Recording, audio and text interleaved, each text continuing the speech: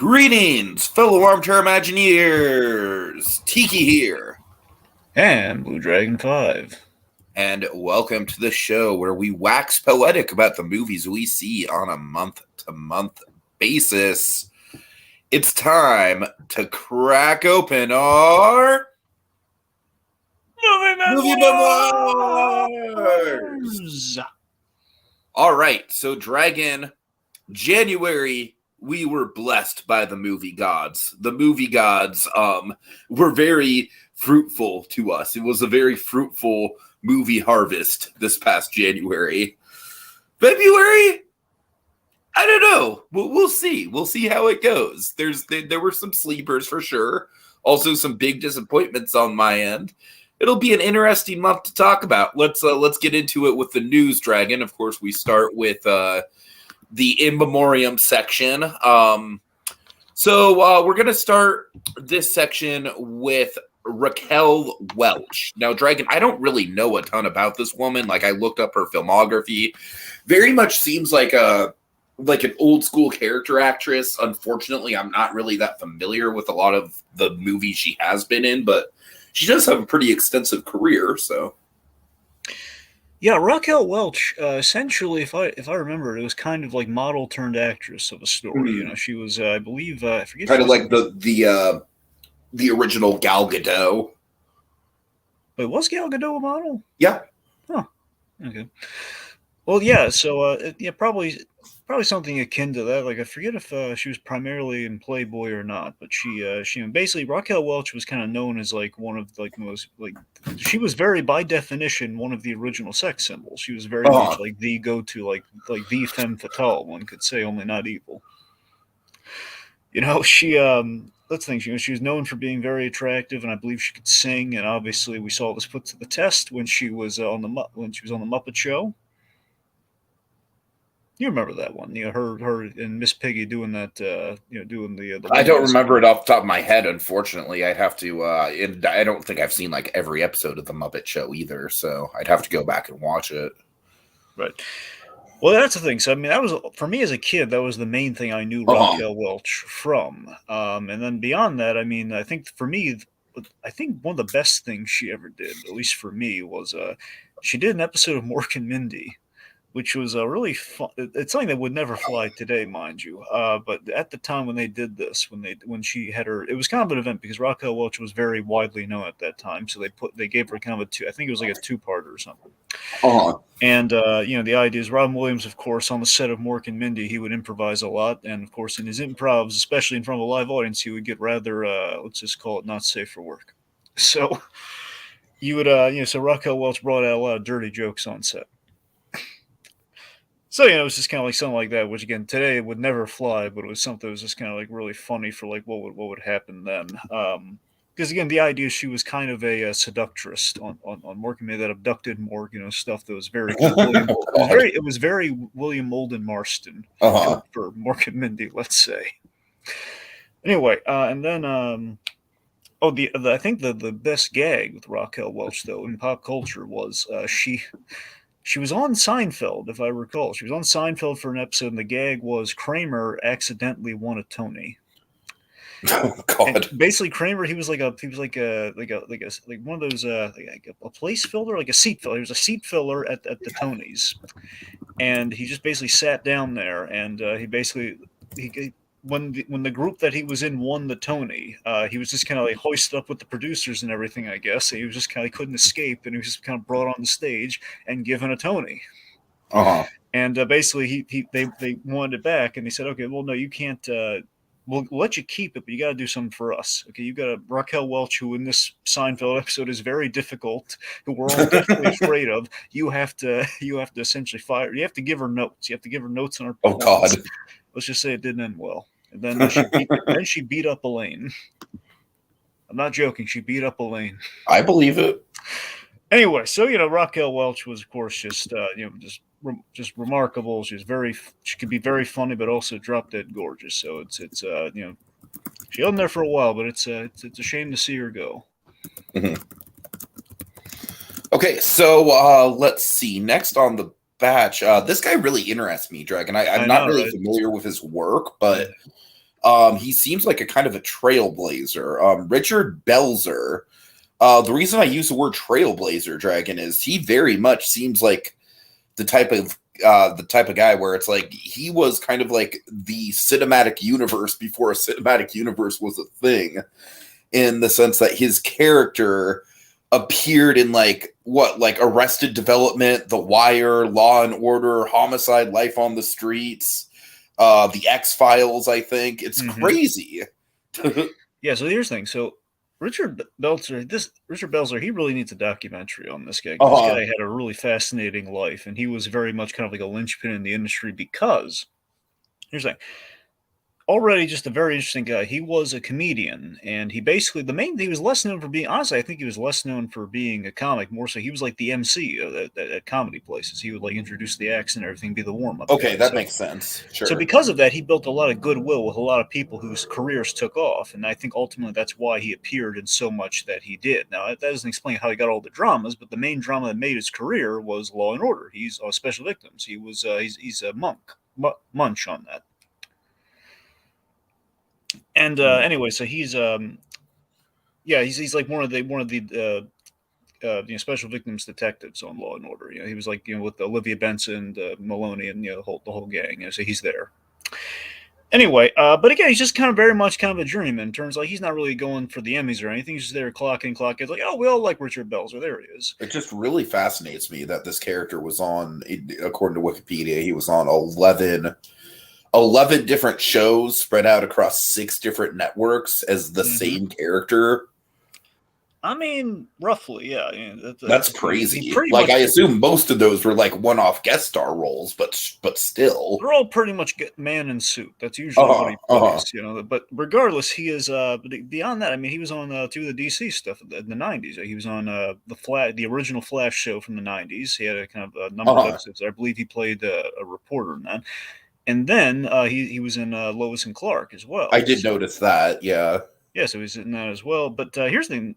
Beyond the acting stuff and beyond the comedy, this man gets even more interesting, Tiki. He had some talk shows and stuff. He's also he's the Fonz's cousin. He's Henry Winkler's cousin. Oh, that's crazy. And beyond that, he was a conspiracy theorist, particularly with a lot of things, but mainly JFK. That was his specialty. Oh, so wow. Okay. So Tiki, he would the reason he's on so many networks as well is that anytime they did like a documentary on like a historical event, call Belzer. He's like one of the classic talking heads. That's what I'm saying. He was a big talking head guy. He popped up in a lot of things, and he was also a cancer survivor. I'm not making that just keeps going on. And all of this guy, this one you're just gonna really perk you up, Tiki. Okay, so get ready for this. He on one of his talk shows, he got knocked out by Hulk Hogan on live television. And when I say knocked out, I mean basically put him in a sleeper hold because he was making fun of He was kind of making fun of Mr. T. Mr. T was doing this thing where he's being all Mr. T-esque and sassy and everything. And then basically he pointed out like Foley and Mr. T didn't like that, and Hulk Hogan said, let me demonstrate a wrestling move for you. And he put him in a sleeper hold. You can find the clip on YouTube. Puts him in a sleeper hold, and he doesn't catch him. He lets him fall to the floor, and you can see on live television his head cracks open. Oh, Jesus. But he comes to. And then he says, like, we'll be right back after this ad. And he pulls it off like a champ. It's amazing. And bought him a house. Nice. Yeah. Okay, so Bertie Mattson. Yes. Madison, I'm sorry, Bertie Madison. This guy, another really interesting one because I didn't like. I definitely recognized his name from the credits of animated films throughout the years, but Dragon basically, from what I can tell, career-wise, this guy basically seems like a Don Bluth style figure that actually stayed with the company because he started out around the same time period as Bluth, doing more or less the same kind of in-between work that Bluth was doing. And then much like Bluth, he kind of, his claim to fame in the Disney department was storyboards. But unlike Bluth, he actually stayed with the company. And even I feel like the Black Cauldron was kind of like the, obviously the big dividing point for a lot of people. And he's like the animator who sort of stayed with the company and wrote out the storm. And after the Black Cauldron, They got him onto The Great Mouse Detective, and then I think most notably, Dragon, I feel, is I think you'd agree, is his work on Mickey's Christmas Carol, which he won an Oscar for. So very interesting. Again, I'd say kind of like a journeyman in the Disney animation space, where he's done a little bit of everything, but I'd say his big two claims to fame are Mickey's Christmas Carol absolutely was. People don't even, I don't think people talk about that movie enough, or that short enough, as far as just how much it went towards revitalizing interest in those original like Fab Five characters, and Scrooge McDuck in particular. And then obviously Great Mouse Detective, that was pretty much the proto Disney Renaissance movie, like before the gears were really kicking into high gear. You know, that was like basically the proof of concept that Disney could make something that was, really memorable again. So very interesting career from this man. He popped up at the Disney Museum a bunch of times, and I'm kind of regretful I never got to see him. Yeah, he was. I want to say. I think technically he might have been like. I think he holds the record as far as a Disney legend goes. Is he's. I think it's maybe in terms of Disney employee period, because I don't know if Floyd Norman counts, given the whole technically he was like either fired and or forcefully. I don't think Floyd Norman would count. Yeah, given his situation. So longest employed longest employed Disney cast member. I guess. Did the animators count as cast members? Does that term extend? Yeah, I don't know. That's iffy. And I was going to say, I think there's probably like, I'm not sure. I don't know this for a fact, but like I've seen cast member associated with his name, so that makes me think he's mislabeled. If that is the case. It wouldn't surprise me. Well, I will say this: every Disney person, even people, even Iger, they all wear the cast member name tags when they walk around the park. So I think in that regard, they're probably all could be considered cast members. Yeah, point being, very, very long-standing Disney employee, I think would definitely. The only other exception I could think is like there might be like Disneyland lifers who have literally been there since opening day. I don't know if any of those still exist. Well, regardless, he's been at the animation department for a long time, and he's working up until Strange World. I'm saying that this guy's been there since, I believe, Lady and the Tramp to Strange World. It's pretty extensive. Yeah. Lady and the Tramp, I think that was 55. So yeah, that's what I'm saying. Yeah, so he was right around. If there are lifers at Disneyland still out there, then I think he probably like tied the record with that for sure. Yeah. All right. And like I said, I don't know for sure if there are any lifers at Disneyland left who were there exactly on July 17th. But anyways. Yeah. Okay. So moving on. The news actually isn't terrible this month, Dragon. Well, you could have said this when we were laying things out, but go on. I would say this is probably like, on top of obviously the celebrity news. It's never great to see people passing, but Lord of the Rings, like, I don't even think this is bad. I will say this much. Dragon, I know you don't have much to say about this. You're not a big Lord of the Rings fan. I will say this much. I am more optimistic about the new Lord of the Rings stuff in the context of them doing it as an anime movie. I think that is a smart call. Just because, like, The Hobbit, Rings of Power, I honestly haven't even watched Rings of Power past episode 1, so I don't know. I've heard it gets better. I have. Wait, have they confirmed these new movies are going to be animated and not live action? They have confirmed one of them is going to be anime, and that's the only one that we know solid information on. Okay. Yeah, I was going to say... says, Happy Halloween, fellas. Indeed, Koski. It's a very spooky month.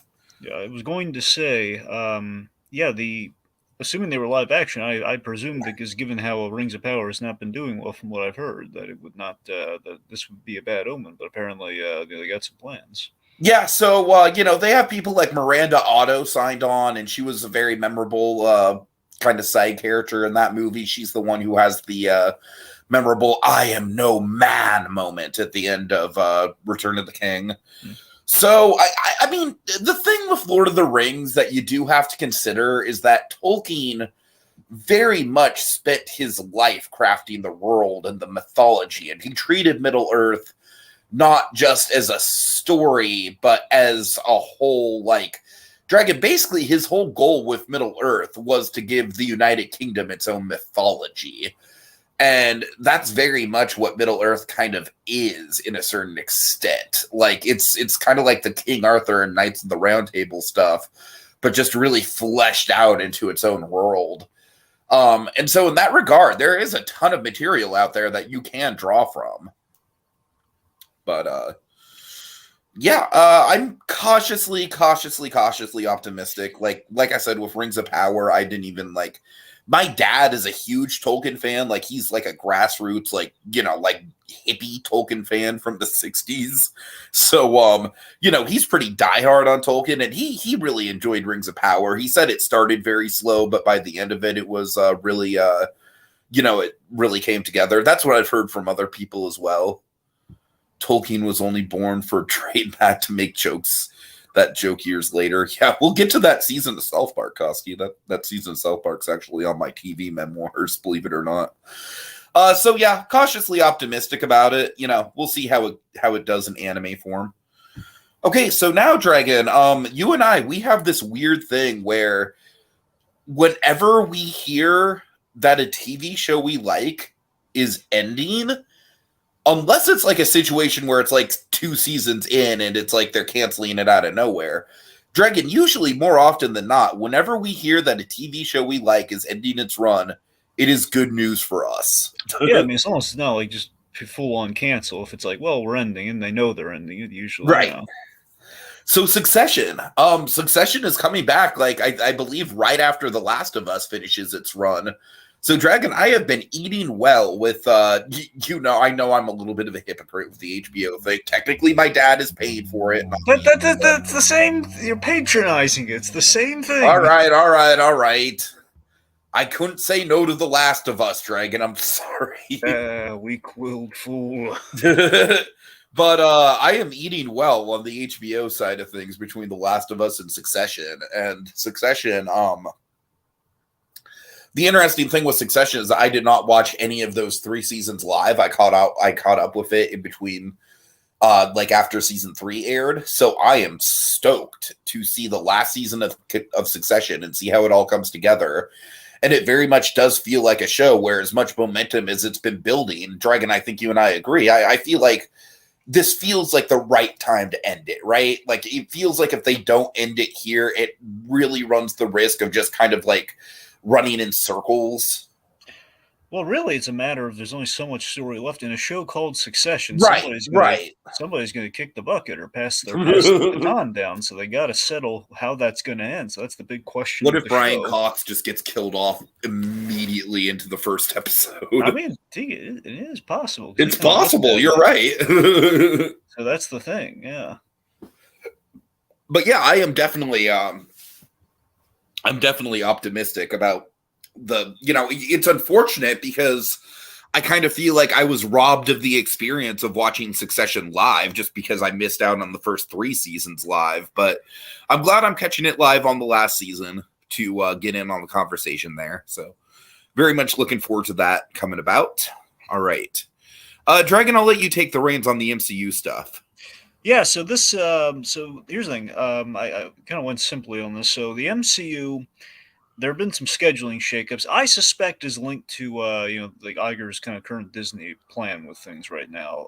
I believe is interlocked with this, where basically they pushed Marvels, the Captain Marvel sequel, to November 10th, where it was supposed to come out in July. I think July 28th or the week of July, which now they put the Haunted Mansion there in its place. So. Point being, they pushed the Marvels, and they've confirmed that Secret Invasion and Loki are definitely coming out this year. What if season 2? I mean, it was announced. I don't know if they haven't said that one's absolutely coming out this year or not. I hope that is the case. But regardless, the other stuff is not so concrete as it once was. They're pretty much unofficially saying no, it's not happening this year with Ironheart and Ironheart, and there was something else. Point being, the other. Anyway, they have a few other the MCU shows that they basically have, like I said, they're not happening this year, and presumably this is because Kevin Feige's like my optimistic hope from what it sounds like is that Feige's like looked at Phase 4 and how that went, especially with the advent of Disney Plus, and maybe there's a little bit of Iger in the room there saying like, you know what, we got to learn from things here. We got to maybe we got to give a little bit of breath here, maybe build some anticipation, but also we want to maybe kind of like take a step back and maybe get a little bit more involved. I think Feige may or may not want to take a little bit more of an oversight kind of into these shows, because I like that it sounds like they have been looking at the shows and kind of seeing what's worked and what hasn't worked, because Disney Plus was kind of the Disney Plus Marvel shows have been an experiment for the MCU. They have not really prepared for beforehand, and now they have things like One Shot on the table. Well, sorry, not One Shot, but the special presentation thing, right? The hour special. So I think that's really, I think they're reassessing the game plan with that. So this is not necessarily, it's not bad news, but just no one likes delays. You know what? I heard a more cynical theory about the Captain Marvel date. You want to know what it is? What is it? I heard that because Disney's annual, quarterly earnings, whatever, ends in October, that essentially, like, after Ant-Man 3 underperformed, they don't want to have 2 MCU flops in that same, chunk of time. So they basically are moving the Marvels out just so it doesn't have to be in the Disney's Investors Day call for 2023. I see. That is the cynical theory that I have heard. I don't know. I cannot confirm or deny that. I have heard that pitched as a theory. I still think this Captain Marvel sequel, given the support that she now has, I think it has a far better chance than the first. I don't know, Dragon. I'm just saying after Ant-Man, like, all I can say is that I think a lot is riding on Guardians of the Galaxy not only being good, but being fantastic. You know what I mean? Right. Like, a lot is riding on that movie to get a lot of goodwill back. And we'll talk about Ant-Man later. I didn't hate Quantumania at all. I actually am excited to get to Quantumania on the show. Well, let's gild the lily. Let's not all right. Okay, so here's some other MCU news. So they've confirmed, oddly, and I thought this was appropriate to reveal, given this month did have President's Day in it. Thunderbolt Ross, who of course this is going to be so fucking weird, man. So Thunderbolt Ross, who is now being played by Harrison Ford, which is already kind of like, well, I think we kind of overshot that one. Ross right. He'll be upgraded. He'll be promoted essentially to president. He'll be the new president of the MCU for like the new term, and like all the the blips and everything that's going on in Captain America: New World Order, the Cap 4 movie. So So Ross is going to be around. He's going to be Ross, and he's going to be president, which implies to me we're not getting. It's just like, I feel like, couldn't they have gotten like Sam Elliott or something, man? Like, Harrison Ford is going to be so distracting. Well, again, Sam Elliott's already played Ross. That's why they didn't go Sam Elliott. True, but like that didn't stop them from bringing back J.K. Simmons. Sam Elliott was a perfect Ross. Well, yeah, but I mean, it also kind of hurts that we've had like William Hurt. All right. Anyways, okay. The point being, I wonder what this means for the Red Hulk, if at all, because I don't believe we'd allow a Red Hulk as president. I don't know if they'd allow that. I don't know. I definitely think that. I mean, I would hope that we're going to get the Red Hulk at some point. I would hope that maybe the Red Hulk thing. My theory is that maybe the Red Hulk thing is the main conflict of New World Order. I mean, like, how do we deal with a president that has suddenly turned Red Hulk? You know what I mean? I mean, it's interesting. It's just the fact that I think the prevailing theory is like, why the heck get Harrison Ford to play Ross? Because I mean, Harrison Ford, as we've established, I mean, there's only so much we can put the man through with Indiana Jones right now. I mean, we love his coming back, but I mean, he's a frail man at this point. Like, right. So the presumption was like, okay, so we're gonna have him play Ross, and if we do the Red Hulk thing, obviously he'll be CG'd. So that's a way of kind of having Harrison Ford do his thing, and then we kind of outsource it to the VFX guys. And but again, like, making him president seems to be potentially like we're just going to put him in an office for the movies. Like, well, so much for a Red Hulk dreams. But yeah, we'll see. Perhaps you're going that route, but I feel he'd be outed rather instantly. Like, the president is a Red Hulk. I don't know. Plus, that's the thing. I think he's kind of mellowed out on the whole Bruce Banner thing over these years, anyway. Because he has. He's never really interacted. That's actually one of the things I appreciate about the MCU's Ross. Because I feel like Ross in the comics was always very like one note, almost kind of Captain Ahab like with the Hulk. Yeah, I mean, you got to remember, with Ross, like in the phase one when they're doing Ross stuff, it's the fact that okay, the Hulk is like his main priority, main focus. There is no Avengers yet. We don't have like all the world-ending threats that we get at that point. So in a world after just the Battle of New York, just for starters, is the Hulk really the tallest priority right now? The Hulk saved a whole bunch of people. I mean, I think there's a story. I'm not saying we need to tell this in a movie, but I think between the lines here, there's a story with Ross of kind of realization of like, even if I want to go after Banner, I can't because he's a hero now. He's saved everyone. Oh, God. I can't go shoot at him anymore. Plus, Stark won't give me any cool weapons to go after him with. All right, we got some comments from Koski. Koski, he says, for me, the perfect amount of seasons for a show is like 4 to 6, and even 6 is risking it. I would agree, Koski. I think that's a good metric. Although I think we can agree, Better Call Saul, perfect 6-season run. That's what I'm saying. 6 seems to be, if you know what you're doing, like absolutely perfect 6-season run, like to the point where I feel like 1, 2, 3, 4, and 5, 6 like create a perfect 3-act structure. I mean, that's the thing. You got Better Call Saul. You got hopefully Cobra Kai if they can land. Yeah, Cobra Kai is a little bit more dicey because they've already had like. I mean, Dragon, you and I are in the minority on this, but for us, they've already had one season that kind of felt like dragging their feet. But that's only if they don't end it nicely, though. If they don't, if 6 doesn't come together, then yes, 4 was an absolute waste. But yeah.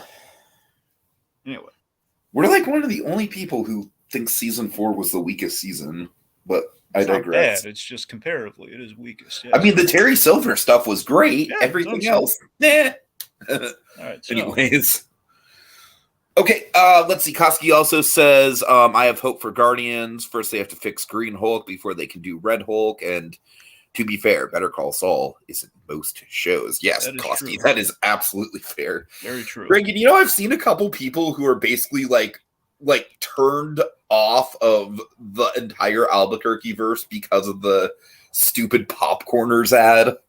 Oh, come on. They've literally been like, that's it. Bryan Cranston sold out. Well, again, everyone keeps forgetting. Folks, that's like the 10-year mark. That's why I know, right. It's because it's been 10 years since never mind. Okay, Little Blue says anything to say on Shazam 2. Little Blue, we'll definitely be seeing Shazam 2, probably doing a spoiler cast on it, I'd imagine. Yeah, it comes out next month. That's why. Yeah, it comes out in like 2 weeks. well, that's why we're drifting into next month, but yes. I'm not like overly stoked about Shazam 2, but I did really, really like the first one. Like the first one was one of those movies that really exceeded my expectations. So for me, I feel like if they can get the family dynamic in Shazam 2 down, then that'll kind of, because what I've been seeing a lot of with the trailers, just a lot of solo Shazam stuff. And we've seen some of the family stuff, but I really feel like the family stuff is what made that first movie sing, like all the side characters. So that's what I'm worried about with Shazam 2, especially because a lot of those kids are frankly just grown up at this point. So all right, we'll see what happens with it. I'm definitely like, I'm going in trepidatious just because I'm pretty burned out on DC to begin with. But I mean, I'm looking forward to, but I am concerned over 2 things. I'm concerned over the fact that kind of our choice of villain, in which it's like, hey, we're just because for some reason we opted, let's not do Black Adam and let's not continue the Mr. Right stuff. Right.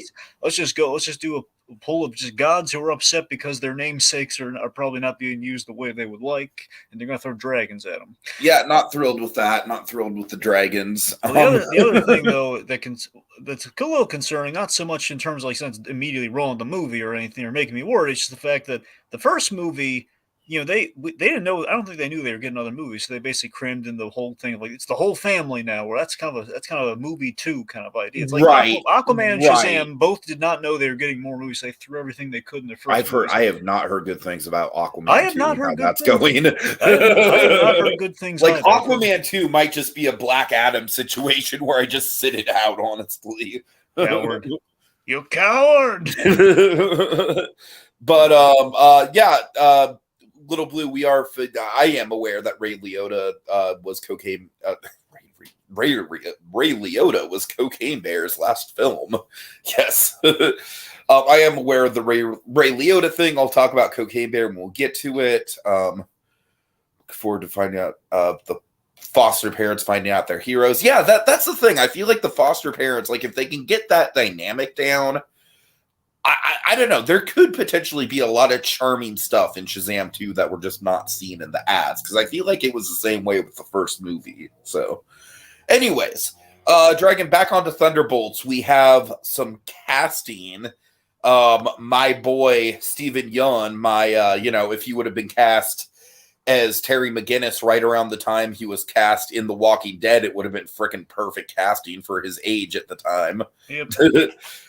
He's going to be in Thunderbolts. What are your thoughts here? I mean, I love him on Invincible, so I like Stephen Yeun. I have no idea who the heck he's. Well, here's the thing. I hope what's going to happen is we're going to give him a good character instead of just kind of like, hey, it's Stephen Yeun, kids. It's like kind of like basically a guy in a suit in the movie, but not a superhero suit, just kind of a guy, and like he's like a generic, like obviously not particularly shield based, but he's going to be like kind of a guy. Here's the Contessa's bodyguard. It's Stephen Yeun. Like I honestly, for some reason, the role that came to mind for me is that he's like some sort of higher up, like maybe like the Secretary of State or something for Ross, and he has like kind of like the Phoebus style, like character arc where he's working for Ross, but he comes around to the good guys. I mean, I guess. I don't know. That is literally pulling it out of my ass, Dragon. Look, that is a bare-faced guess. All right, look, I'm sure whatever Stephen Yeun's going to do, even if it's kind of a bit part, he's going to do it well. It's just, of course. I hope we give him like something that's going to be really like, for example, Jimmy Woo, he keeps coming back, and I think Jimmy Woo is quite delightful when he pops up. That's in the case of Randall Park. So that's a guy who can be like a generic wrote-off character, but we kept bringing him back. So it could go the way you're saying. Otherwise, we can give him kind of like more of a name role. But I'm just kind of struggling. I do not like most anything that I have been seeing out of Contessa so far. So we'll see how that whole thing goes. Sure. Well, that's the thing, honestly, this is the big payoff to all of her stuff. So if she doesn't deliver in Thunderbolts, then it was a lot of wasted time. Right. I mean, I'm saying, Dragon, every time she showed up on screen, I have not exactly been like, oh boy, let's see what the Contessa's up to. Here's the thing. I see the potential in the Contessa, what they've been hyping up is that, yeah, she's a much more kind of morally negative version of Nick Fury. So we see that on full display with the Thunderbolts. That could be interesting, but again, we gotta see it at play. Sure, like full on, not just like these little glimpses. Guys, they keep just throwing her in random intervals of like, hey, she's coming in being all sassy and just like saying like, hey, I'm building a team. So we got to give her a little bit more substance, like see get inside why the Contessa is a force to be reckoned with, and what's she doing here, and why the Thunderbolts may not be potentially being a better Sigourney Weaver in the Defenders. You know what I mean? There's potential for that. Right. Alexandra. Okay, so next we're just going to cover a couple trailers, and then we'll move on to the actual movies. Thank you for your patience, guys. So Strays, Dragon. This to me is like a really big wild card movie. I feel like this could be either really clever or really awful. Yeah, I mean, they're definitely touting kind of like, I believe I forget if they said like the studio brought you to or the producers that brought you to. I'm not sure if they. Point being for anyone not aware, this is the talking dog movie. It's basically R-rated Secret Life of Pets. Yeah, the irreverent talking dog movie. We've all seen God knows how many talking dog movies that makes you want to put a bullet. It's R-rated, Homeward Bound, and honestly, I really do love that premise. That's what I'm saying. As a premise, I agree. As a premise, it does seem like it seems irreverent, but I don't know. In execution, it seems like they're going way too hard on the crude humor. Yeah, I don't necessarily need it, but I appreciate that they found a way finally to spice up these stupid talking dog movies. So I appreciate that. It definitely has me curious enough to check it out. Like, I'm definitely planning on seeing it in the theater. I do not think it's going to be a great movie. I just know the crime is every time I've seen like us take the irreverent stab at stuff like this, like Happy Time Murders. It feels like it could be a sausage party. Well, mate, I guess optimistically I was thinking Happy Time Murders, in which We kind of found a way to spice. But even that was just kind of like meh.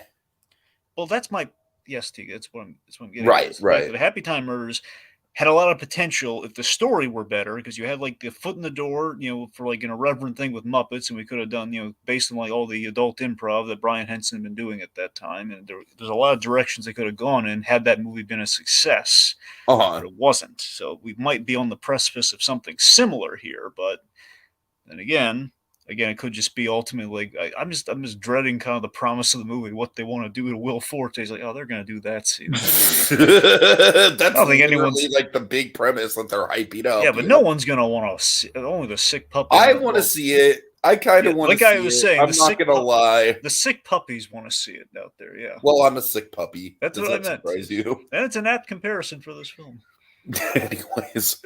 Okay, so hot off the presses, Dragon, we got a trailer for Peter Pan and Wendy, and I'm not going to lie, I think this looks about as good as it possibly could given the circumstances. Yeah, two things for me with this movie. One, Jude Law as Captain Hook's great. He looks unfucking recognizable, doesn't he? Well, yeah. It's crazy. Like, that man is such a chameleon. I'll admit, if he had the hat on, he'd be more unrecognizable, but yes. Do we know who's playing Smee in this, come to think of it? I don't know who's playing Smee. I'm going to look that up. They announced that, or they might have announced that. Or the person. I will say what I really like about this, the look of this movie is how naturalistic a lot of the world looks. Like, they're really not doing the, the CGI hellscape stuff that has kind of been plaguing modern blockbusters, one of which we'll talk about very soon. Oh, Jim Gaffigan. All right. Yeah, that's good. That's a perfect casting. Yeah, that's solid. That works. Also, Alan Tudyk is George Darling. Yeah. And they should have just had him be Captain Hook as well. I'm kind of disappointed that Wait. Because Captain Hook is always traditionally played by the same person. No, as, I know as that Mr. to you. Darling. What I mean is, would you prefer Alan Tudyk over Jude Yes. Law as okay? I think I love Jude Law, but I think Alan Tudyk would absolutely crush Captain Hook. Plus, I just really like the tradition of the Darling, Mr. Darling and Captain Hook. Yeah, I agree. I did not know about the Alan. I assumed Jude Law was going to play the father as well, but that's news to me. I'd say the one note there are two things in this trailer that kind of one gave me a little bit of like a like a little storm cloud there, like, oh boy. That the Lost Boys gag, I didn't appreciate. Like, the Lost Boys. I don't care. I mean, it's not a big deal, but it's just kind of like we had to draw attention. Like, it makes sense because it is. How does it make sense? Tell me how it makes sense. Dragon, it makes sense in a modern context that you do want to have a few females in that group. All right, I'm just saying. No. Their name are the Lost Boys. Oh, Jesus Christ! You see what I have to deal with, people. I'm saying I'm just saying. Look, there's no way. This isn't literally like a no girls allowed club, Dragon. It's like. I'm just saying, it's the Lost Boys. It's the name of it's the whole name. All right. Calm down. It's gonna be okay, man. Okay. Well, that's honestly you'll get through. You'll get through it, man. The real thing that I don't really look. It's not a big deal. It just feels like a weird thing. We had to stop it. Like, no, we have girls in the club. Why did we have to change that part of it? Okay. Well, you know what? I will say I will take girls in the Lost Boys Club over the big thing that I am worried about with this movie. What's the big thing you're worried about with the movie? Why the hell does every live action version of Peter Pan insist on making Tiger Lily like a main character?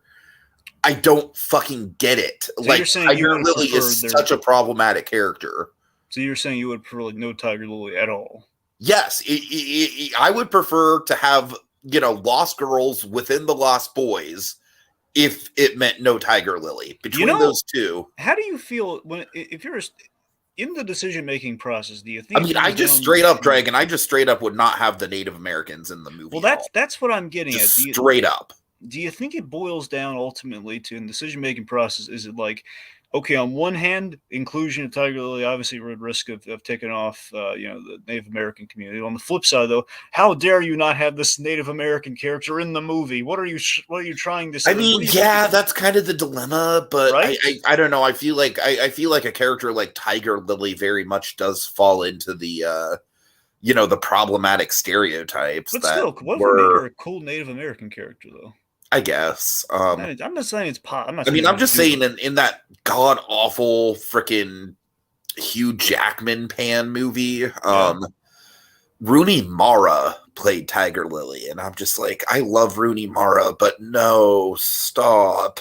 All right, so honestly, I think the tone was a little off on the trailer for me. I don't know about you. It feels like we're Tone going is a hard thing to hit with Peter Pan, man.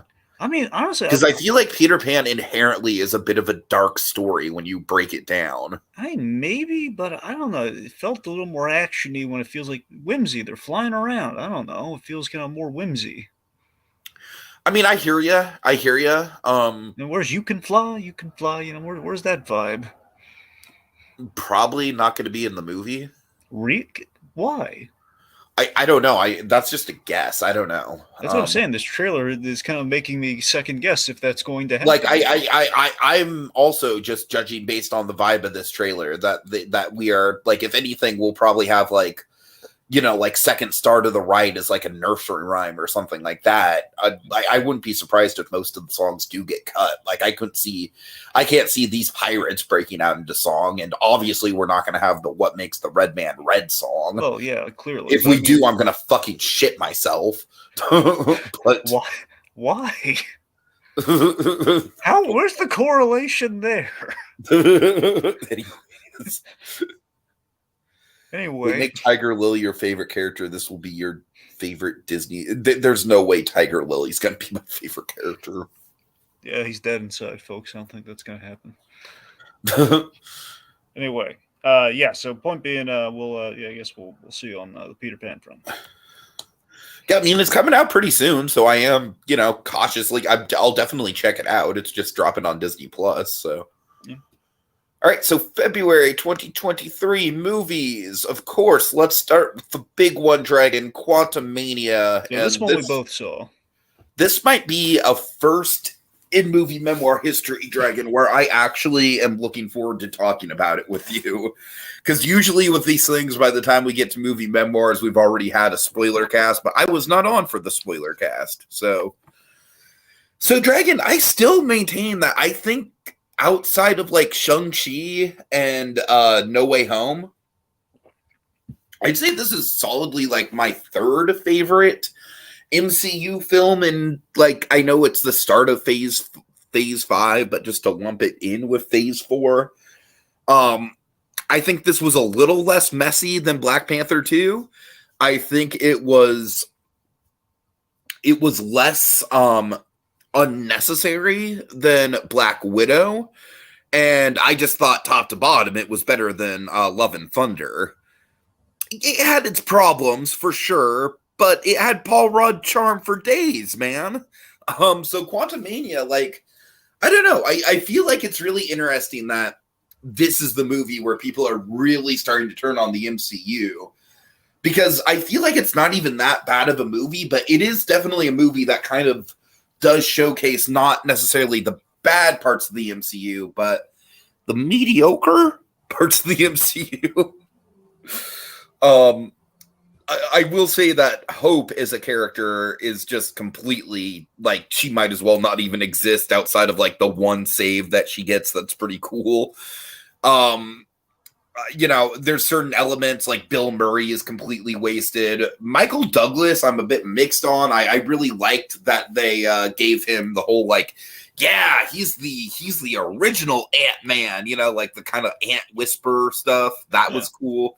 But I also thought, Dragon, I'm sorry, I mentioned this in the comments, and I know you guys addressed it. I still think him having his hands in that stupid goop for like half the runtime was a little insulting to him. But how precisely is the goo thing insulting? Because he just kind of has to sit there and take it the whole time, Dragon. Look, it's a weird gag and it's unnecessary, but it's like it drags itself on. Like for me, it's like the screaming goats of this movie. It's like, I don't know. I thought you like the screaming goats, though. I do like. I'm like one of the few people who. Then like, why are you? These comparisons are not lining up. All right. But I did like it though. I will say that Kang, I thought Kang's best moment in the movie was when he was kind of like laying down the law with Ant-Man and threatening Cassie. Like, to me, that was some cold, like Gus Fring level shit.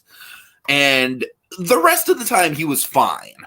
Like, I didn't think he was bad at all. I didn't dislike him. Like, I liked, you know how I felt about the incarnation of Kang in Loki. I really wasn't crazy about that.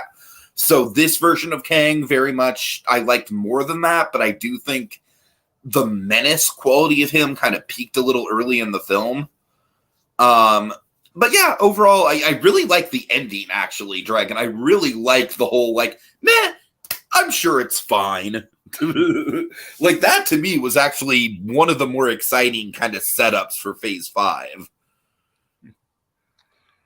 Yeah, so with Ant-Man and the Wasp: Quantumania, I liked this. I wanted to love it. I didn't quite, because here's the thing, because I love Ant-Man in the MCU. I think he's like the most likable franchise. I really like that character. And it's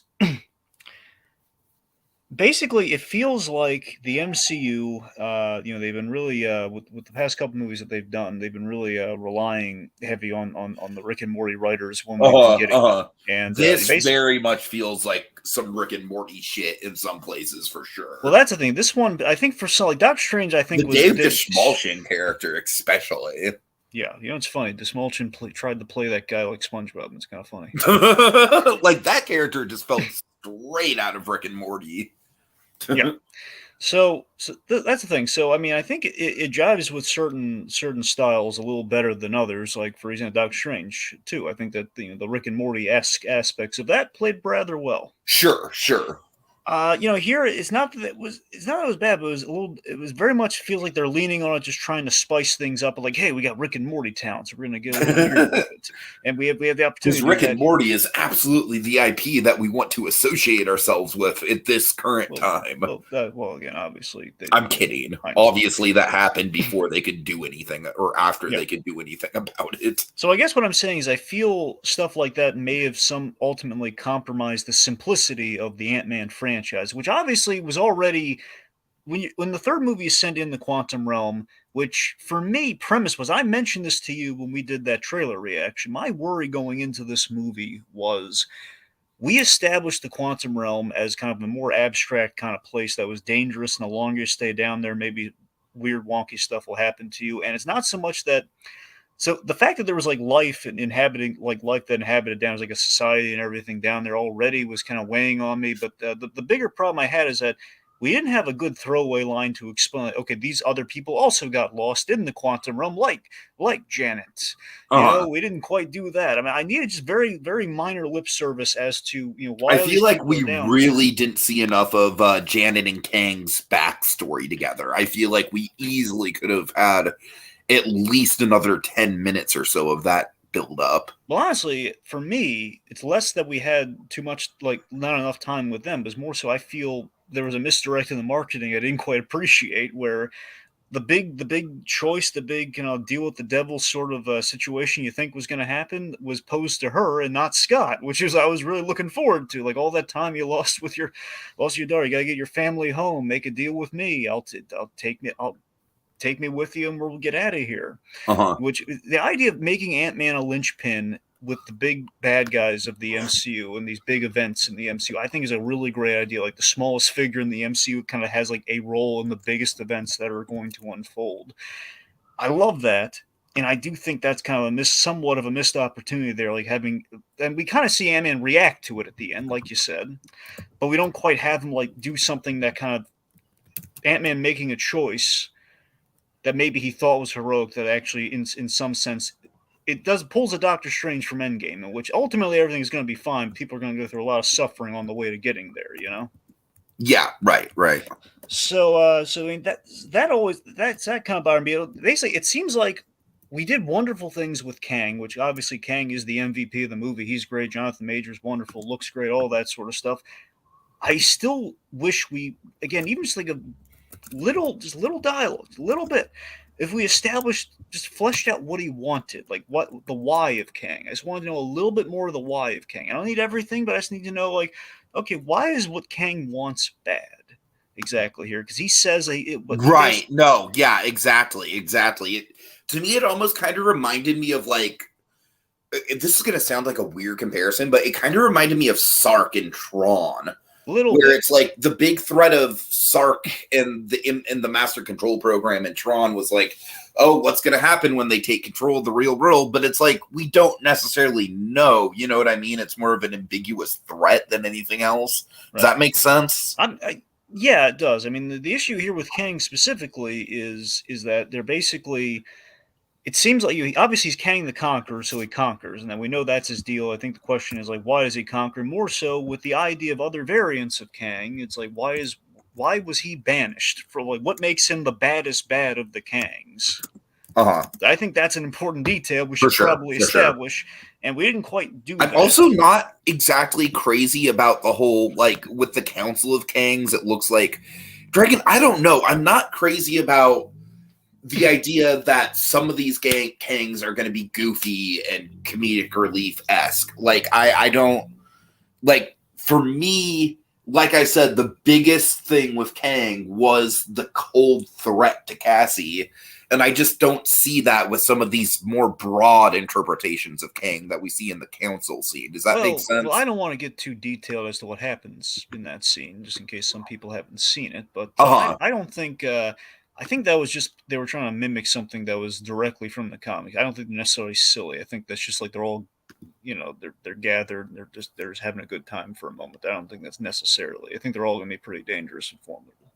Sure. In different ways, though. I think ultimately, though, again, I want to talk specifics on that sort of stuff. Let's just say I think this version of Kang, the very threatening version of Kang you really liked, I think he specifically will be coming back, and he'll still...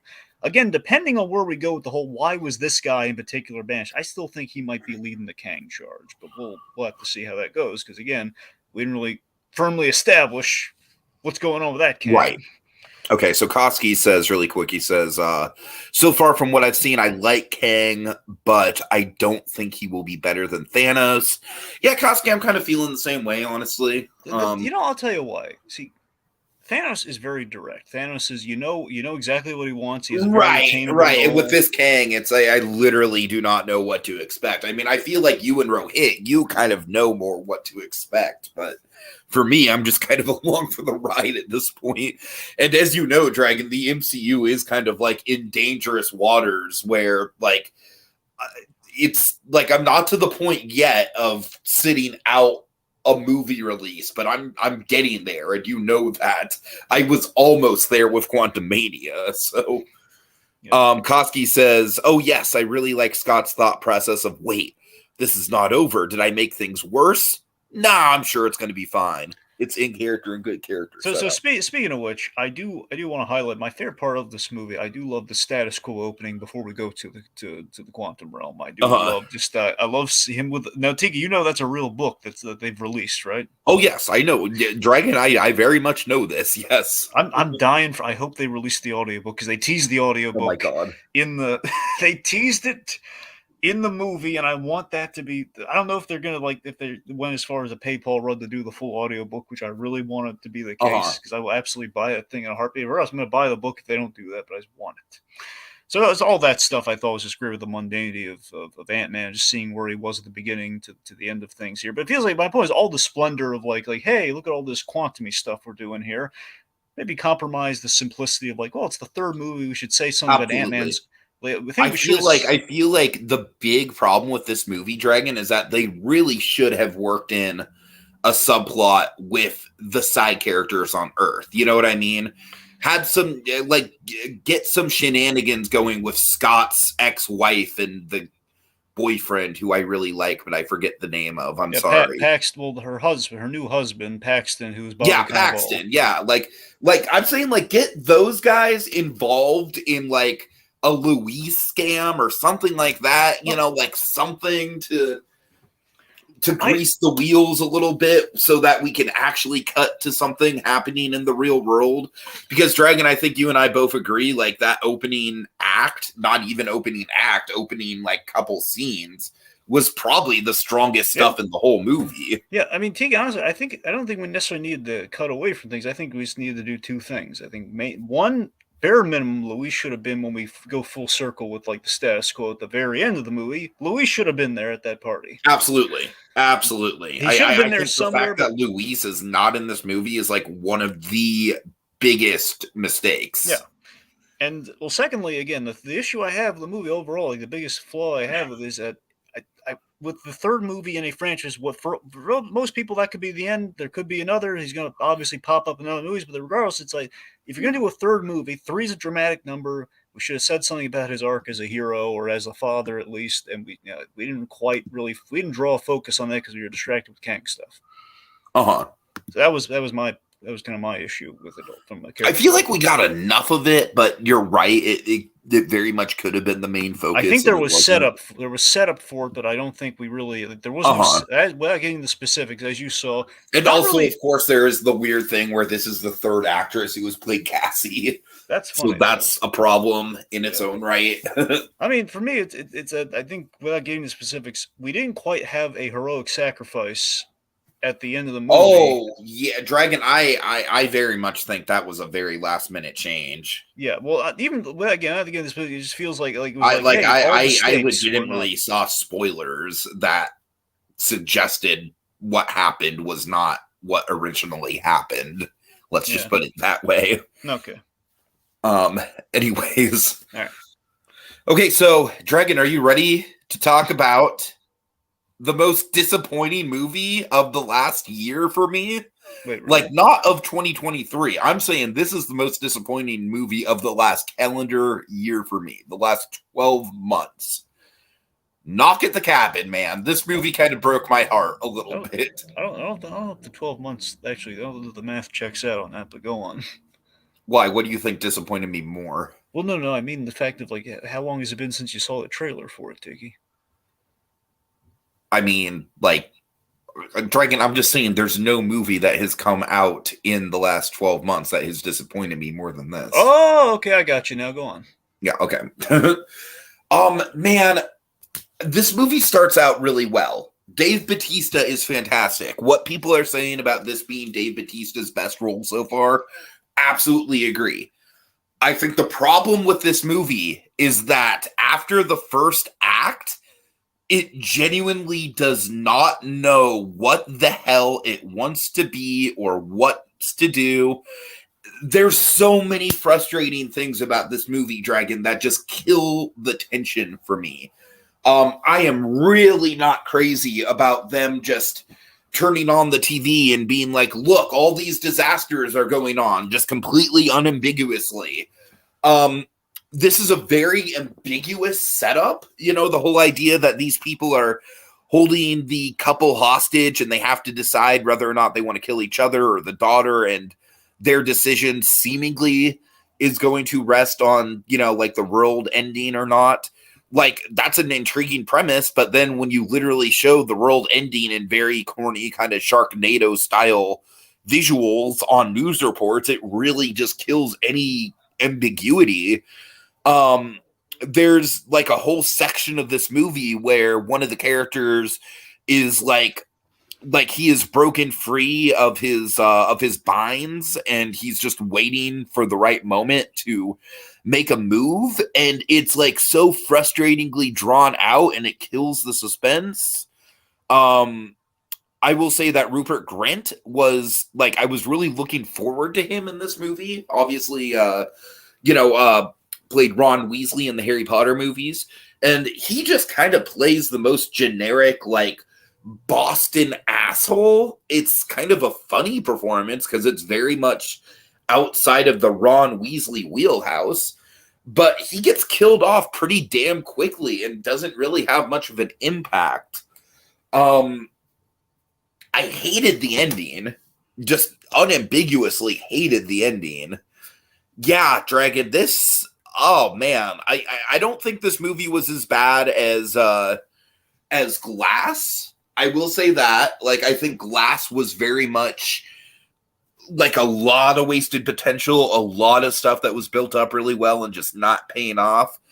But man, I think this movie might be even more disappointing than Glass, just because, you know, like with Glass, there was always a possibility that it was going to get messy with, like M. Night's never really done franchise stuff. The one time he did do a franchise was The Last Airbender. Look how well that went. So there was always a chance that Glass was going to be as messy as it was. This looked like a return to form. And in the first act, Dragon, I kid you not, in the first act of this movie, before they just ran out of ideas and they started killing the tension left and right, I was genuinely hooked. And I was sitting there thinking, like, holy shit, this could possibly be the best M. Night movie since Signs. But no, I mean, I after everything winds up, I definitely think that The Visit, Split, Old, of course, you know me, I love Old. Those are all better movies. It's not a terrible movie, but it's not a great one by any means either. I was pretty let down by it overall. So Koski says, an M. Night movie having a good premise but weird execution. Color me shocked. Now that's a twist, boy howdy. Yeah. It's like, the thing is, like, I feel like this movie has similar issues to Old, where Old, there was very much a point where I was like, oh, holy shit, this is a movie. But then, as Old kind of gets into the third act and resolves itself, it's not as great. I'm not a fan of the twist at the end of Old. But, like, Old, I feel like maintained the tension way better than this movie did. Like, I feel like this movie, like, it had all the ingredients to be a real boilerplate of a thriller, and it just wasn't. So, yeah. All right, so Dragon, tell us about the Legion of Superheroes. Yeah, so Legion of Superheroes, this is part of the. I mean, I think they're technically calling it the Tomorrowverse because it's the new better. I can't, if I call it the continuity style, it's going to be reminiscent of that New 52 continuity style that was crap. But remember the Man of Tomorrow DC animated movies onward, so hence the Tomorrowverse, like the better continuity style of films with like the thick outlines and those movies, right? Okay. Yeah, so this is part of like the new kind of branding they're doing on the DC animated movies, and essentially this is a Supergirl movie. It's it's the history of in the history of Supergirl, she has met with the Legion of Superheroes in the future, because the idea is in the future Superman inspired a group of superheroes to come together, hence the Legion of Superheroes. And usually those stories, like a Silver Age concept, they went back in time and they kind of recruited usually Superboy in the Silver Age things, and then eventually Superman. They kind of pluck a super member of the super family and take them into the future, and they have adventures and stuff. So it's the same premise, and Supergirl's done that and stuff like the Supergirl TV show and JLU, and so it's not a brand spanking new idea. It's been around, probably in the Silver Age, even though I can't recall herself being picked for that. But at some point, it's happened in comics history, regardless. This is kind of like a little kind of nod to that, and they basically kind of have like an interesting angle to which they can do their Supergirl movie. And they've kind of done this before, like when they introduced Flash in the whole better continuity Tomorrowverse style. We did it through the Justice Society, the Justice Society World War II thing. That was our introduction to the Flash. So it's something similar here. The producers also, they love Legion of Superheroes. They love that concept, because the idea you have like the oddball off-brand, like kind of the very broad heroes, and there was really creative ideas for like kind of oddball, kind of a young group of heroes from the Silver Age, and they love the Silver Age, and the guys behind the scenes when they make these things. So it's like, hey, let's do the Legion of Superheroes again. Let's go weird with it. And like one of your very interesting characters you have on the Legion of Superheroes, who has a good role here, is Brainiac 5. The Brainiac 5, for those who may not be aware, he's basically a Brainiac, a descendant of Brainiac, who is living down the infamy of his ancestor, who basically is the villain Brainiac. So it's the idea, this guy's he's very much a prick on the team. Like no one likes. He's like, imagine if Spock wasn't likable. It's essentially Brainiac 5. But there's a charm there, and the walls come down. You get to like the guy. Mm-hmm. Anyway, So there's a lot of good stuff here in the characterization of Supergirl for these movies. That's this is a really good introduction to Supergirl. She's really fun. Got a little Jensen Ackles Batman because we've established him with Long Halloween onward, so he's coming back for the roles. He's our new animated Batman. That's really cool. Little setup on that Batman here and there. The next movie they're doing is more of an official Justice League adventure. So it'll be the first time they're putting like the Jensen Ackles Batman, the Darren Criss Superman, basically the odds and ends of all the other Justice League members together for a story. So they've been built. So that's what I'm saying. They're building a better continuity here. But basically, I like this movie. I'd recommend it as kind of maybe somewhat more of a comfort watch, perhaps. Yeah, I'm not sure the villain twist makes total sense, but it is fun. There's the whole movie overall. It's fun. I think it's another solid entry. I think it's better than the Green Lantern movie they recently did. So yeah, I thought it was good. All right. Cool. Okay, well, Dragon, let me tell you about a little movie you might have heard of called Cocaine Bear.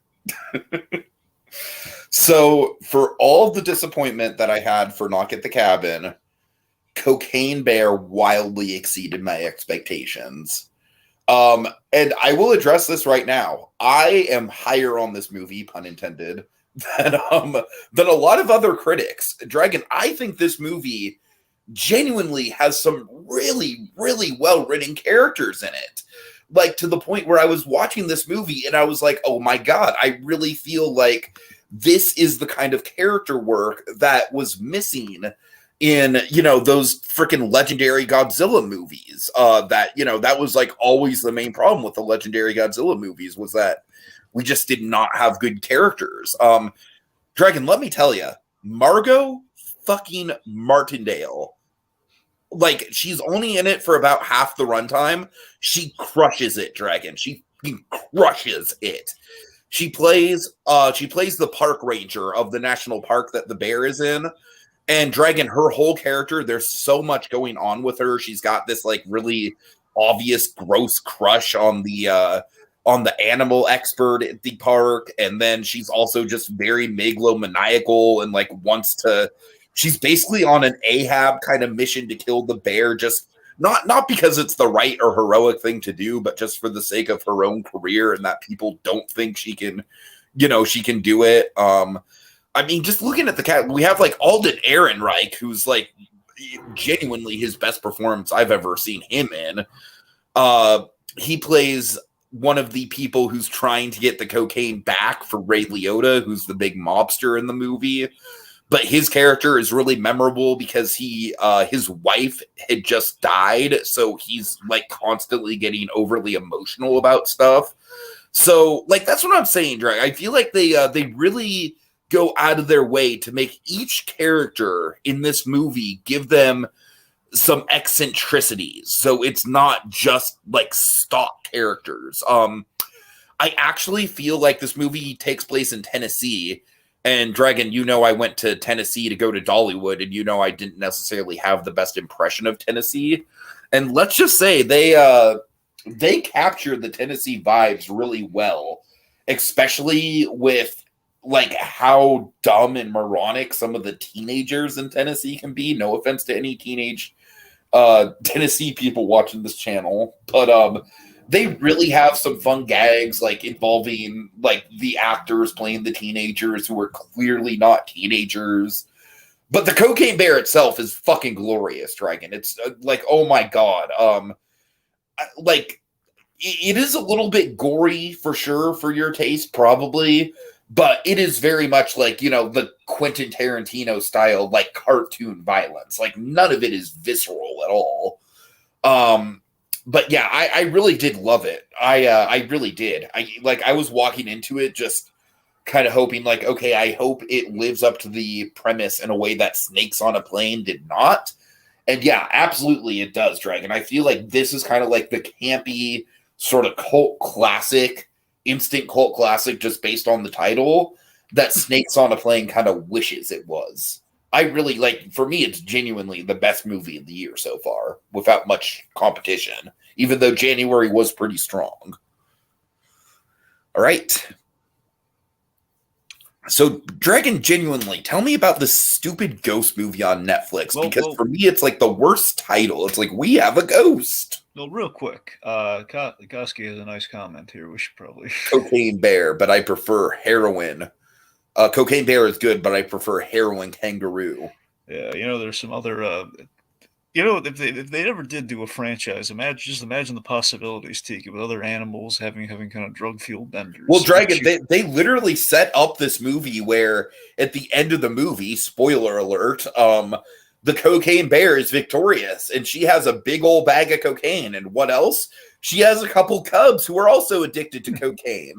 So my pitch for the sequel to this movie is just go the Aliens route. Just call it Cocaine Bears. Okay. Now the cubs are fully grown, and it's the whole family of bears, and they've still got the big bag of cocaine. I was thinking something like PCP Panda or like Acid Armadillo. Meth Gator is actually a thing that is happening from the Sharknado creators. Well, there you go. Meth Gator. Yeah, I'm not crazy about that, but whatever. Anyway, so we have a ghost. Well, Tiki, I'd recommend watching this one. I thought this was rather charming. This is directed by Christopher Landon. Now, Christopher Landon, he did movies that you liked. He did, he did Freaky. I like Freaky. I don't love Freaky. Well, here's what you're gonna like though. He did all the Happy Death Days. That's him. Yeah, I mean, I feel like that's also like kind of in the same category as Freaky, where it's like I really liked him. I wouldn't necessarily say I loved him, but all right, he does have a pretty distinct style, though, I guess. Okay, the point being, he did this, and essentially this is a Netflix movie adaptation of a short story, from what I hear. So I don't know how much depth there was to that story. I'm sure they had to fill in a lot of blanks. I just think probably they kind of took the premise from the short story and they kind of ran with it. It stars. We have like kind of a new up and comer. So there's this young man in the movie who actually I thought was a really good actor. He's Jahi Winston, I think is his name. So he was the kid, and you had Anthony Mackie and David Harbour in the movie. David Harbour plays the ghost. Anthony Mackie plays the boy's father. Now, this, to me, was a really sweet story about this kid who's befriended this ghost who essentially is mute. So David Harbour plays a mute ghost. Only has one line in the entire movie. Outside of that, he goes, he was making like ghost noises and moans, ghostly moans and shouts and scaring people and all that sort of stuff. So basically, this is like a nice, the best way I can describe this to you, Tiki, is this is a nice kid's movie with kind of scholastic charm with an edge, though, because again, we did kill off the ghost. So the ghost did get murdered.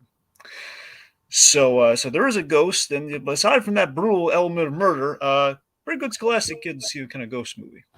Okay. Yeah, I think so. I'll tell you what really impressed me with this movie, man. Mackie, what he did in this, he has somewhat of a complex role. They played some nice stuff here where you have troubled fathers in this movie, in which you have like Mackie is complex in that he's a father who has that Mackie charm, and you see that, but he's also very opportunistic. Basically, he's trying to merchandise the ghost that their house is being haunted by. That's a fun premise.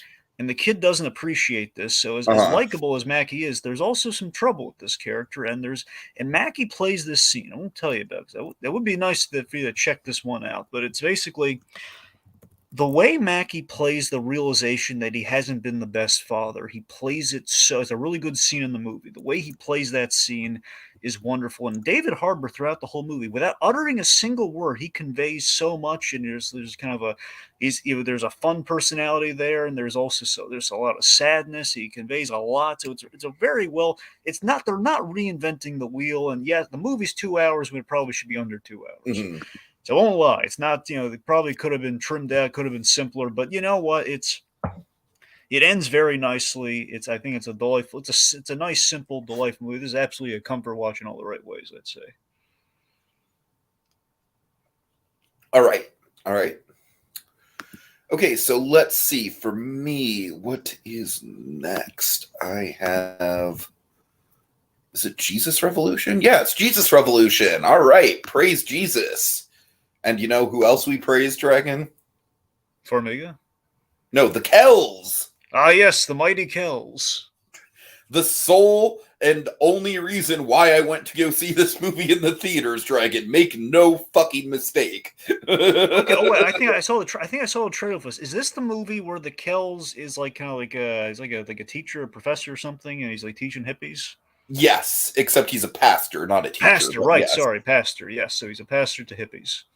So, Dragon, this is like I have very much avoided these like religious movies in theaters for some time. Except Honk for Jesus.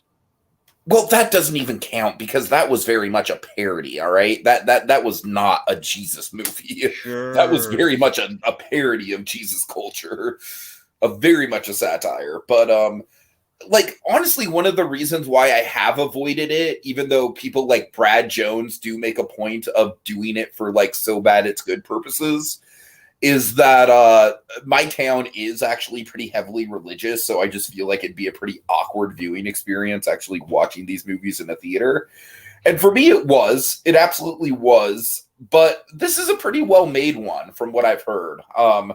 Like the cinematography is pretty on point. You do get kind of like that sort of like, right, this feels like a very budget Paul Thomas Anderson LA movie, if that makes sense. Like, it's nowhere near the scale of a Boogie Nights or a Licorice Pizza as far as like the LA vibe, but it feels like it's kind of I think Magnolia was also LA, come to think of it, but it feels like it's kind of like trying to capture that sort of vibe that Paul Thomas Anderson nails so well with his LA movies.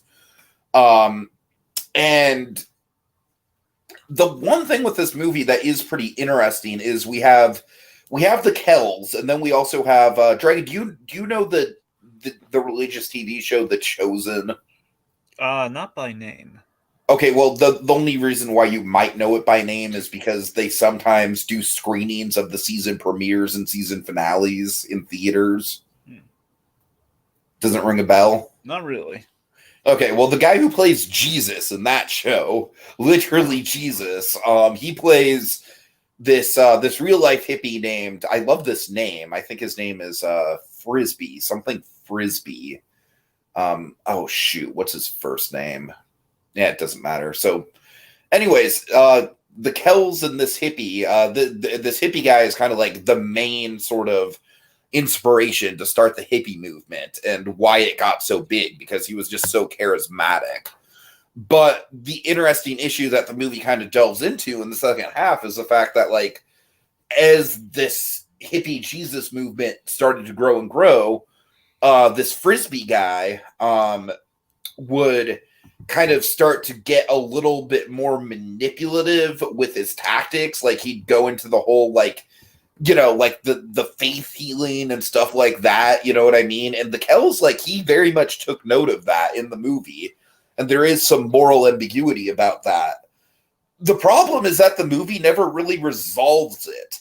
Like, literally, the Frisbee character packs up his bags and leaves about 75% of the way through the movie. And the only resolution we get from him is in the, in the post-movie text where it's like, oh, the Kelsey Grammer character and the Frisbee character, they eventually reconciled. And I'm like, well, God damn it. That's not a great way to, have a character arc. Like, I felt like they were close to actually having some interesting character exploration in a fucking Jesus movie, but it just doesn't resolve itself very well. I also found that the romance in this movie was very, very cliche Hollywood bullshit. I did not like it. Maybe that's because I'm going through my own Valentine shit right now, so that's neither here nor there. And also, Dragon, the main character falls into the wrong crowd, and he falls in with a group of bad hippies. And I want you to just take a wild guess as to what the name of the leader of the bad hippies is. What's the name? Charlie. It's not Charles Manson, but it's like the dude feels like a B grade, like Ezra Miller clone put in a Charlie Manson wig. Like, it's so weird. Anyways, Koski Marijuana Iguana. That's actually really clever, Koski. I've not seen that before. Although a marijuana iguana would just chill out and like, want to just watch cartoons and eat pizza. That would be the marijuana iguana movie. Marijuana does not make for exciting action movie content. All right. Koski says, Dragon, I'm sorry, I tried watching We Had a Ghost, but I couldn't finish it. I was saying he missed all the good stuff. You know what, Dragon? I'm not gonna lie. I tried watching that new Jonah Hill Eddie Murphy movie. Yeah. It's too long. Like, I know it's too long. Netflix has this issue, man. Yeah. It's like it's not even that I was bored by it. It's just like this movie is like doing not a lot for me, and I don't want to waste another hour on it. What part did you get to anyway? Like right after, I believe, Jonah Hill has the lunch with the parents against the fiance's knowledge, and then that's as far as you got? It's about as far as I got. Oh man, I'm sorry. Yeah, maybe I'll finish it. I'll try and finish it. I wanted you to get to the okay. Anyway, you'll see. Anyways, like I said, it was just an issue of like this movie's not really doing a lot for me, and the runtime is too long. No. So yeah, I absolutely get the runtime thing. All right, so yeah, we are. That was a quick month for movies. Let's get to TV. All right, so Dragon, you're gonna have to really do a sales pitch for me here because I have liked the first couple Animaniacs seasons, but I have not loved them. So by all means, what you say here might make or break my decision to actually watch it. No pressure. Well. I mean, look, Tiki. As usual, Pinky and the Brain. It's the MVP, and I think I don't know. I have to. Look I heard there's some good Julia stuff this season. There's Julia pops up for one episode, and she, but beyond that, there is I think possibly one of the best Pinky and the Brain episodes is of the reboots. I have to go over. I'd have to watch from start to finish for the whole series to know if it's like the best one, but definitely one of my favorites was they had a lot of really good. Obviously, they have a lot of really good Pinky and the Brain ones, but there was one that didn't do it for me, but one that really did it for me. Mm-hmm. It was great, and essentially, it's kind of like they get stuck in a maze, and it's wonderful what happens. Oh, that sounds delightful. Yeah. Anyway, so you got a lot of they have your clever jokes, but as usual, Tiki. I mean, I can't really reinvent the wheel in this one. It's kind of the same old record with the reboot, in which Pinky and the Brain is the MVP. You have some clever jokes and you have some segments that work, but also the other ones, it feels like they're trying too hard. It feels like they're trying too hard and they don't have the original writers. But or some of the original voices. Well.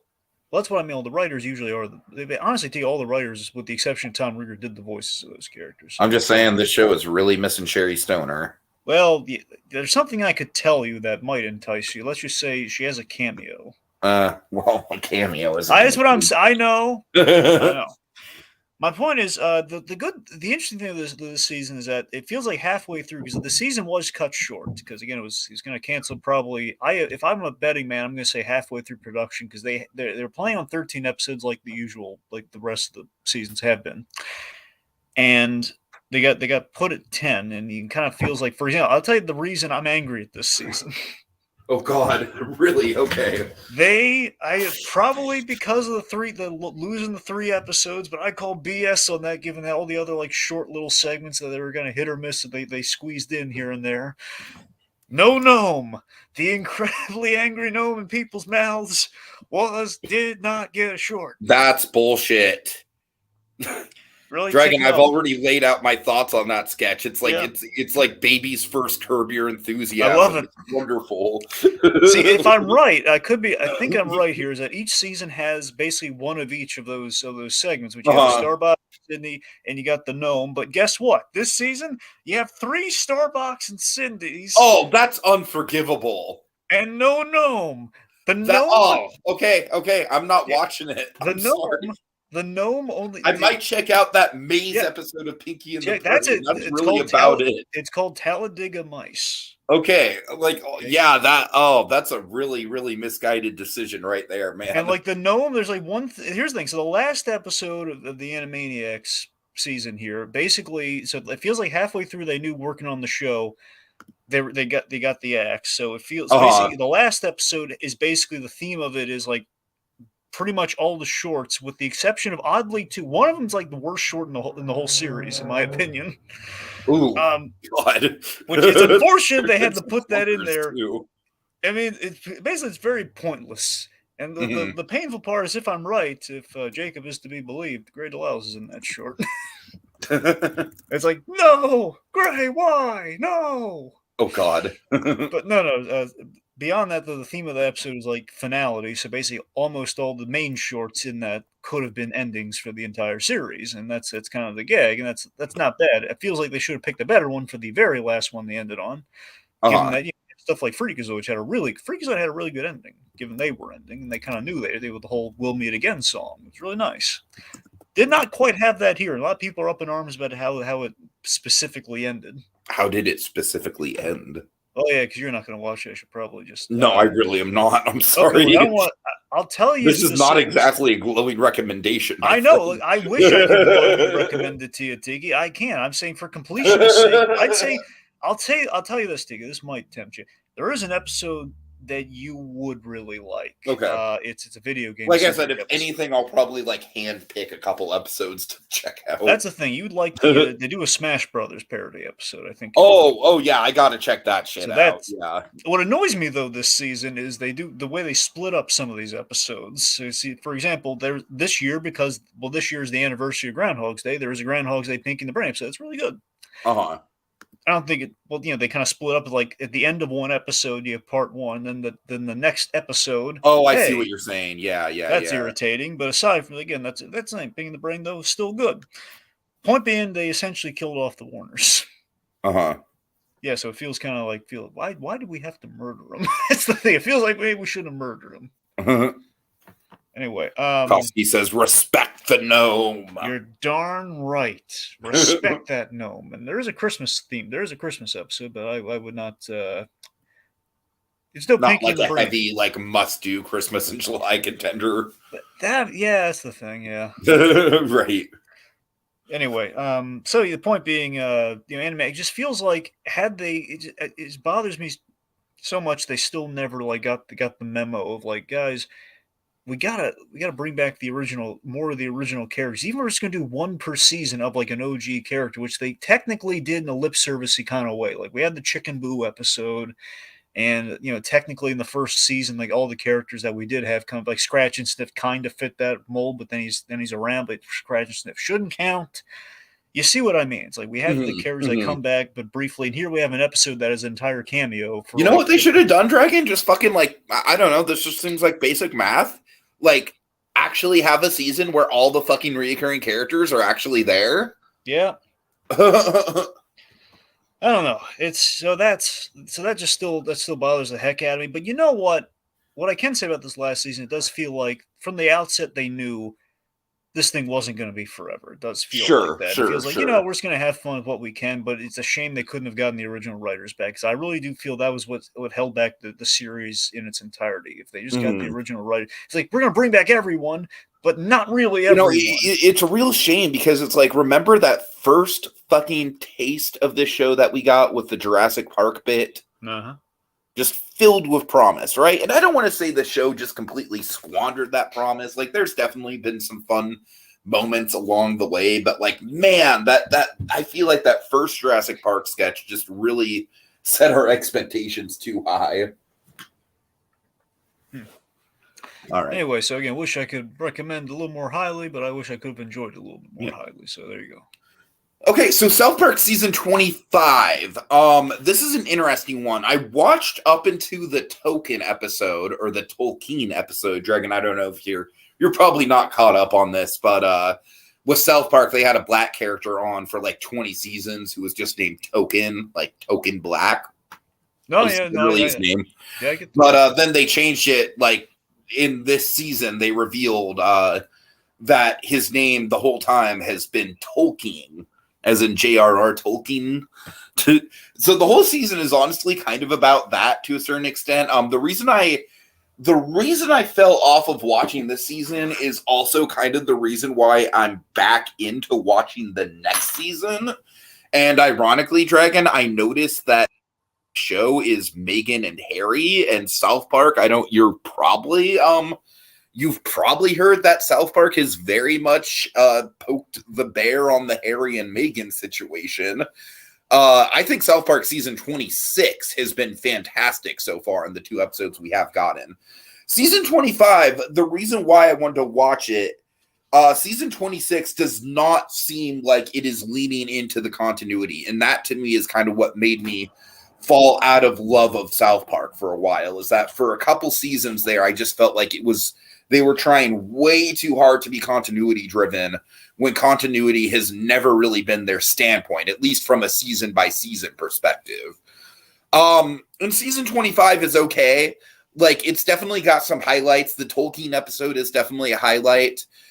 It's only 6 episodes long, Dragon, and honestly, I'm a little bit mixed on that because the reason it's 6 episodes long is because Matt and Trey are also, they're split working on the Paramount Plus specials. But I do appreciate that with the 6 episodes, it means that there's really no filler, and the filler is something that South Park has kind of like struggled with in the past. Not necessarily filler, but like definitely some episodes that are better than others. So with season 25, I felt like season 25 was an interesting where it's like they were kind of like wrapping up some of the more long-term serialization stuff, like the Takery Farm storyline, some residual stuff with Cartman. And so it's an interesting transitioning point. Like I feel like we kind of needed to wrap up like Takery Farms, Dragon, like Randy Marsh running a weed farm. You would think that would be like a gold mine for me, right? You would think so, given my personality. I love Randy Marsh. I love marijuana.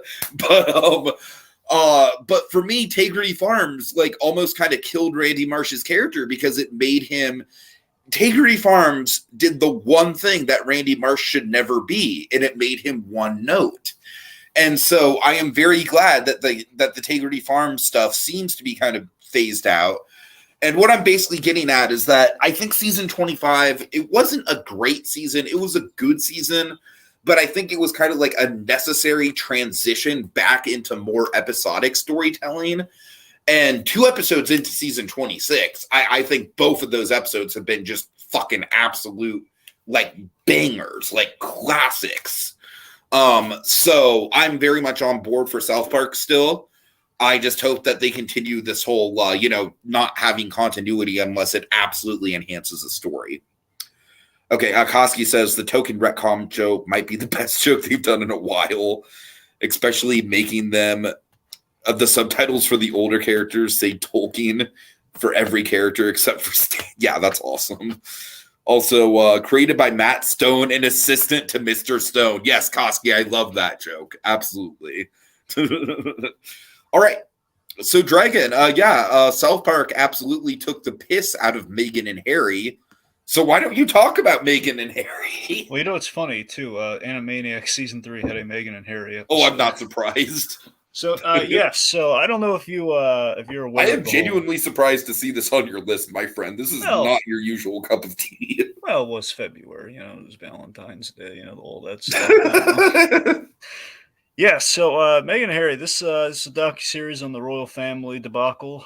Essentially, you got Prince Harry, who for the kids out there, Princess Diana's son, and you see him fall for Meghan Markle. I believe it was an actress.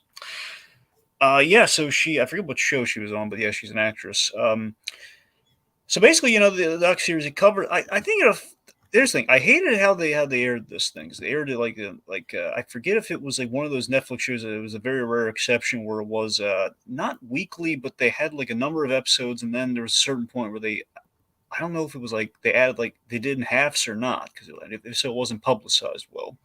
Because it feels like it was almost like a weekly thing. It feels like, but I can't verify that.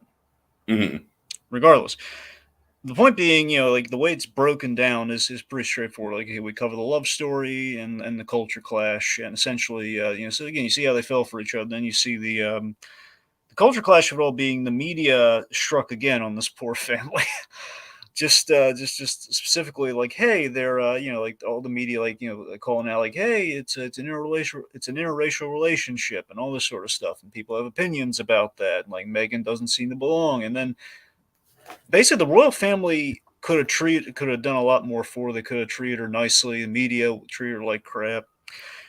And it's kind of the idea. It's sort of like a love story meets a price of fame, kind of in family tradition tragedy sort of thing. So I mean, look, it wasn't Yates. I'll say that much. Because it basically what it boils down to is very first world problems. Ultimately, that's what the show, that's what the docuseries is like. We're next in line for the royal throne, but Mm-hmm. To be fair, I think it did make a good case for why you should feel bad for Meghan Markle, because she was very much targeted and was unfortunate.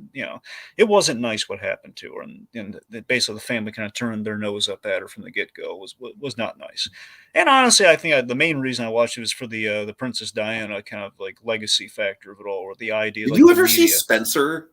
I meant to, but I heard because Spencer gets into a lot of the same stuff with like the royal family turning their noses up, but with Princess Diana. Yeah. So I might look at some point. I might look into that because I always meant to, but I just never got around to it. My big problem with Spencer was that it just had too many like weird like dream sequences and stuff like that. Like it was a little too artsy for its own good, but like really, really like probably the best performance I've ever seen from Kristen Stewart. Yeah. So, so ultimately, honestly, that was always the appeal for me for why I checked out the things, for the whole, the Diana factor. So the fact that the paparazzi kind of strikes again, but does a different sort of damage, sort of thing. And here's the thing, I think Prince Harry comes off a lot better here than he does, from what I understand from his tell-all, from his memoirs. Yeah, Prince Harry is not very publicly popular right now. That's the thing. It feels like he's just. Honestly, Prince Harry feels a little oblivious to me. That's kind of his ultimately his fault. Well, I mean, the whole South Park joke is basically like that they're going around yelling about wanting their privacy, and yet he's going on all these talk shows and interviews and stuff, and he basically like can't help but be in the limelight. Prince Harry's kind of an oxymoron. Right, exactly. That's very much what the South Park episode got into. But that's the thing. He seems like the whole thing puts on a spell. Like, there's a love story here, and they do really like each other, and he's a nice enough guy. But if you hear like excerpts from his book, it's like, he's like talking about like being a soldier at war. Like it's like a chess match where it's like, come on, you're just it's like you're killing people. It's not really. Let's not glorify it here. Anyway, because apparently he had a big body count in the war when he's like dropping bombs and stuff. So it's like, jeez, I didn't even know that about him. Yeah, it has like I forget if like there's like a total of like I forget if it was like 39. Yes, we want our privacy. Our privacy. So that's the thing. Apparently there was he had I mean, look, I don't think we should say like, oh, we had this many people and that many people did, but a substantial amount of people were killed at war times, and like putting the books described as a chess match, not really tactful. Right. But again, I think that was more oblivious. I'm thinking that's more obliviousness than the guy being like, oh, he's an inhuman monster. Oh God. Anyway, but I don't know, Tears was okay. It was good. It was good for Valentine. It was good for February. I'll say that much. Anyway. Okay, nice. So next up, I have Nathan For You, season 1. Have you ever heard of Nathan For You, or know Nathan Fielder at all? Well, that name sounds familiar. What's this guy do? I mean, he before his reality stuff, he was more or less just a stand-up comedian, from what I know. But so Nathan For You, Dragon. The one thing I will say about this show is that this show was basically a test run for the fucking craziness that is the rehearsal that I'll get into later. And Dragon, the rehearsal makes this show look like child's play, as far as like the crazy fucking gaslighting madness that the rehearsal goes into. This show, basically, Dragon, if I could try and describe it, it's essentially like Nathan Fielder is trying to set up Curb Your Enthusiasm style situations in the real world. So, like, as an example, he's trying to hire a Santa Claus to he's really trying to vouch for a Santa to get a job at a mall. But the problem is that the guy who's playing the Santa has a criminal record. So it's all about basically trying to navigate these like really awkward social situations. Like, for example, like kind of like testing the limits of what people will allow him to get away with in a shoplifting situation when he's being very obvious about it. Let's see, what other good ones were there? There's a really good one in a haunted house where he convinces everyone in the haunted house that there's an airborne disease. So, like, a lot of just, like, really, like, emotionally fucking with people and putting them in uncomfortable situations. It's almost like, I don't know, it's a little hard to describe unless you watch it, Dragon. It's almost like kind of like a more extreme version of Candid Camera. And the Dumb Starbucks, Koski, I have not gone to that yet. I've only watched season 1. I know of it, though. So basically, Dragon, Dumb Starbucks is basically the most famous segment of this show. And what Nathan Fielder did was he basically made like a brick by brick recreation of a Starbucks, but he just put the word dumb in front of literally everything, like on the sign, on all the menu items. And people's reaction was more or less that they thought it was a Banksy. But yeah, Nathan For You is a really good show, and honestly, I think it's probably going to get more complex as I go into season 2. But Koski, like I said, if you're familiar with The Rehearsal, I did watch The Rehearsal first, and I think that kind of clouded my judgment of this, because this is very much a test run for the insanity that is The Rehearsal. So, all right, that's about it. Okay. All right, that brings us to Gunther's Millions. Mm-hmm. All right, so this is a unique one. I was hoping for more of like another, hey Pepsi, where's my jet? Mm-hmm. But yeah, this I think this thing would interest you because it's kind of like a stranger in fiction sort of thing. Well, it's basically it's a thing you'd have to kind of see to believe. So the idea here is I've heard this, we've seen this thing in movies and stuff all the time. Like I guess stands a reason something like this could happen in real life, and maybe has at some point. So that's what drew me to this story. The fact that Gunther's Millions is all about. There was this countess who had a beloved pet that inherited her fortune. So it's one of those things, and. So the essentially we learned that the countess she had a son who I believe committed suicide. At least that's they committed suicide, but then she got a German Shepherd, which really bonded with. She named the German Shepherd after the boy, after the son, and again, so she was very close to it. So when she died, essentially what she had happen was the real son's friend. Mauricio, he was left in charge of the dog and the estate. He's the dog's caretaker and essentially runs the estate for stuff for the dog. Mm-hmm. So it's very weird. It's very. Is this like live action Aristocats? Because that's what it sounds like. I know that's what it sounds like. That's what I'm saying, but it gets stranger than that, my friend. That's the tip of the iceberg. So essentially, Mauricio here, he's this Italian guy who is he's very eccentric. He's a very eccentric Italian man. And there are big twists and reveals that happen in this. It's like 3 to 4 I think it's 4 episodes. Big twists and reveals happen. You're gonna think I'm crazy when I tell you this, but I'm telling you, that's what the show. The dog kind of had a sex cult. Oh my god, I believe it. It's the fucking internet, Dragon. I believe it. So basically, it was like the Mauricio was trying to do an experiment of like, if you put this is where you're going to get sold. So basically, Mauricio was trying to do an experiment of like, let's put a bunch of attractive people and have them share like this nice house / compound where they have like no concerns. Basically, he wanted like a reality show, but it was not broadcast. Mm-hmm.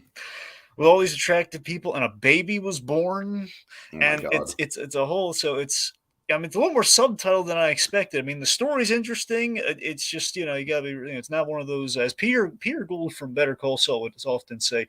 It's one of those shows where you don't want to leave. You don't want to leave the living room to make a sandwich, otherwise you're gonna miss stuff. So it's one of those shows. So you might want to make sure your eyes are glued to catch all the subtitles and everything, unless you speak very fluent Italian. But and I believe Spanish as well. But let's just anyway. Yeah, there you go. All right. It's I think you'd get a kick out of it. I think I was hoping for something a little bit more straightforward, but it was okay. All right. Koski says, do you think my Andy Kaufman comparison is good? Yeah, I can see he is like an even more sociopathic Andy Kaufman, believe it or not. One last thing about Nathan for you, Tiki. The final episode of the series is the most like the rehearsal, and you get what I mean when you get there. Fair enough. Fair enough.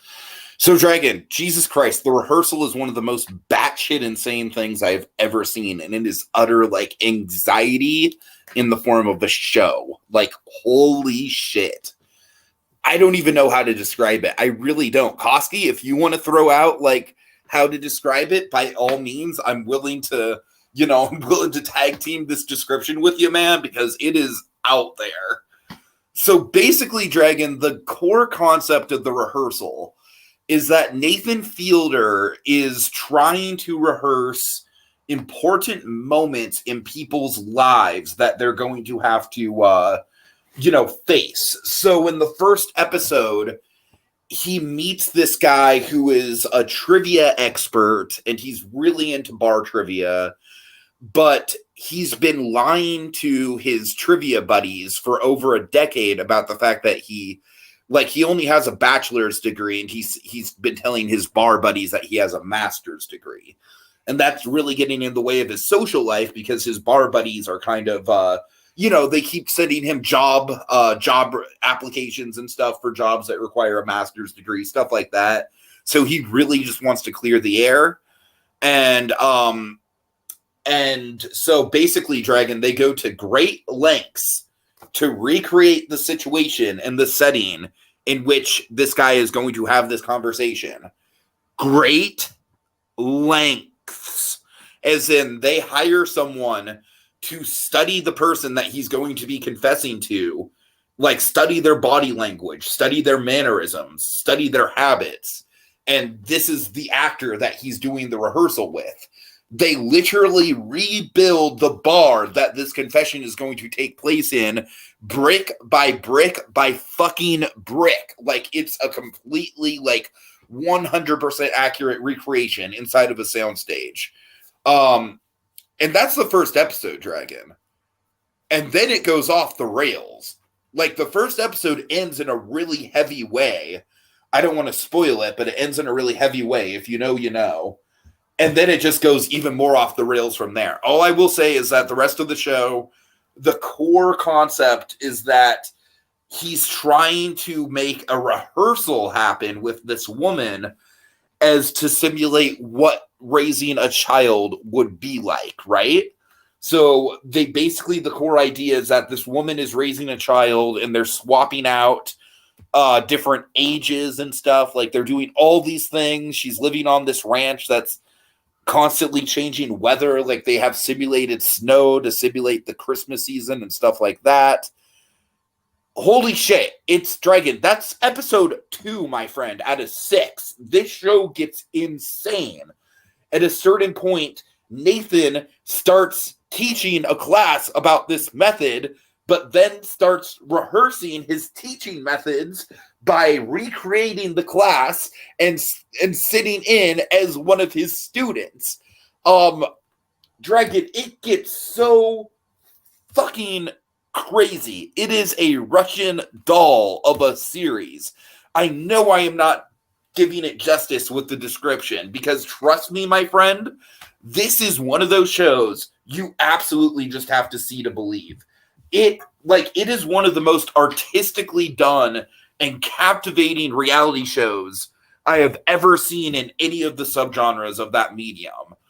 Like, it is unbelievable how fucking crazy and anxiety-inducing it is, and how much it makes you question your own life and your own social interactions. So Koski says, basically, Nathan for you is clearly comedy, but the rehearsal makes you think, oh God, is Nathan okay? Yeah, exactly. Exactly. Very much so. Sometimes I curse the Chinese for inventing. Yeah, if you watch the show, you'll get that line. I love Nathan, but a part of me thinks giving him money is dangerous. Yeah, that's very much a theme of the rehearsal. This guy takes the concept of messing with people for comedy to a whole new level. So, Dragon, like I said, man, I really am not selling it well, but I really do think you would get a kick out of this. I really do. Especially if you like that kind of Curb Your Enthusiasm style, like uncomfortable, awkward situation sort of thing. This show very much thrives in that space. Well, and it is truly innovative as far as I'm concerned. Between innovative. Between The Rehearsal and Nathan For You, which would you recommend more to start with, or what? I would absolutely. I mean, that's a tricky question because, like I said, I do think the impact of Nathan For You got diluted a little bit for me because of watching The Rehearsal. But like, The Rehearsal is like, it's so fucking good. Like, I honestly don't think that you're going to be, I don't know. I don't have the perspective of watching Nathan For You first. Koski, if you could answer that question, like, is someone who's seen neither, what would you recommend that Dragon start with? I would still say The Rehearsal, just because I feel like that's kind of like the magnum opus of his style. And then I feel like, you know, watching Nathan For You is kind of like the building blocks that got us to that style, if that makes sense. So, all right. But yeah, like I said, I truly think The Rehearsal is one of the most innovative TV shows I have seen in a long time. Like, it really takes the concept of reality TV and stretches it to its absolute limit. Okay. All right. With that in mind, Dragon, tell us about the secrets of the Chippendale murders. Yeah, this was interesting. This is just going to be just as cerebral as The Rehearsal. I'm kidding. I'm sorry. Go ahead. Well, people have died. You know, you're making light of that right now. I know. I'm sorry. Yes. So so here's the thing. There is a series on Hulu. This is not that series. I'm just saying there is a series that is like a, you know, kind of a biographical limited series they did based on this. I meant to get both in this month, but I couldn't quite do that. So I'm eventually going to get to that series on Hulu, because that series stars Kumail Nanjiani as the Steve. I forget what his last name is, but essentially the Indian like basically it's two owners that run the place. So the Indian founder is the Kumail Nanjiani character. Anyways, the point being, this was on A&E, and it basically a docuseries about the events that happens. Basically, goes into it nicely disseminates the information. It's about the building of the Chippendales business, which the idea is Chippendale's success was, for years there was like an underrepresented portion of, women did not have an outlet like men had to seek entertainment, or I guess more so erotic entertainment. So this is them basically like looking at like, hey, what if we did like something that no one's ever asked for before? And this is, I believe, if I recall, I forget if they started in the 80s or the 70s technically, but the point being, you have like that period of New York where you have like in Times Square, you have essentially all the porno theaters and everything, and like the seedier district of New York, and essentially you have something like there's like a little bit of franchising with Chippendales, and you see the building of the business and everything between these two founders, and a lot of wild times happened, and ultimately leads to one of the partners getting killed. So yeah, it kind of gets into kind of like, one of like they build like this big business, and one of them gets killed, and it's kind of like a mystery of, it's not a huge like mystery, like it's not necessarily a who done it, if you will, but it's more of so of like, did the partner have his other partner killed or not? It's kind of like one of those things. So the guy is rather shady, but he did run a fine business. But still, there's a lot of, I think it's pretty obvious that the partner did orchestrate this. But you get into the reasons of why. Like, the guy was a very odd duck. This, Steve. That's kind of the way it works. So I don't know. It's this was very interesting. I'm looking very forward to seeing how the show adapts these events, because sometimes I'm sure you've been there before as well, Tiki, where you have an option when you have an event that has been adapted in both the documentary, or a biographical series and or biopic, and you have to choose which one to start with. I mean, where do you err on that side most usually? I always err on the documentary. Really? Okay. Yeah. So yeah, because the way I see it, if the biopic does it right, then the documentary will only enhance it. But if you watch a mediocre biopic, then the documentary could potentially be diluted. Does that make sense? No, that makes sense. See, that was essentially the first part what you said was it was my line of thinking for this, for why I'll opt to do it the way I did. Sometimes I go back and forth on it. Sometimes I do the biopic first and then you do the documentary because I'm have more invested in the documentary anyway. I mean, in some cases, if I'm just like really stoked for the biopic, then I'll probably just watch the biopic first. Like I never watched any Ray Kroc documentaries before watching The Founder, for example, but like I don't think Ray Kroc has like a definitive documentary, you know what I mean? But I just read a thing on Ray Kroc. Right. That's all I really had, but yeah. Okay. All right. So I got my Shudder subscription, Dragon. Finally. I know. And I had the pleasure of watching their 101 scariest horror movie moments of all time. And I got to tell you, man, this is a really, really fun throwback to those like entertainment, E! channel, like 101 biggest celebrity oops. I remember that one specifically because I was in a hospital. I was in a hospital room watching that one on a hospital TV once. But anyways, this is a delightful countdown. It's a nice sort of, run through of some of the most iconic horror movie moments and some that I didn't know about, and definitely gives me, some future stuff to check out. The one note I will have on it, though, is that towards the beginning of the list, they were very much focusing on the individual moments, right? Like, for example, they had Pan's Labyrinth with the Pale Man scene and stuff like that. But I was actually and I thought that approach was really, really cool because they really, zeroed in on not just the movie itself, but like the particular moment that really captured people. Like the moment where Daniel Kaluuya gets hypnotized in Get Out, for example, stuff like that. The really iconic moments. Unfortunately, Dragon, my biggest criticism with this series is that once it gets into like the top 30 or so, they pretty much just give up on the moments and just are basically like number 30, Texas Chainsaw Massacre. That's it. Just Texas Chainsaw Massacre. No particular moment, just the whole movie. Like number 1 is just The Exorcist. And I'm like, there's so many individual, like I would have loved to have seen what individual moment in The Exorcist do you consider to be the scariest? But they didn't. They cobbed out on like the last 30 or so because I guess they just got the sense of like, well, these last 30 are so iconic that it's like the whole movie is scary. I'm like, that's bullshit though. Like, you see my frustration there, Dragon? Like, I feel like they almost changed the format halfway through on me. Yeah. I don't know it really did bother me a little bit, but it was still a fun watch. I will admit I'm not quite sure how much longer I will have my Shudder subscription for, but that was one of the main reasons I got it. So yeah. All right. Yeah, so let me tell you about the Murdoch murders, a Southern scandal. Yeah, this was on my radar. Yeah, this was very topical. I mean, I swear to God, this was like a serendipitous watch for me. I wasn't really intending on getting. I mean, I was thinking about getting to this, but then I kind of learned as I was watching it.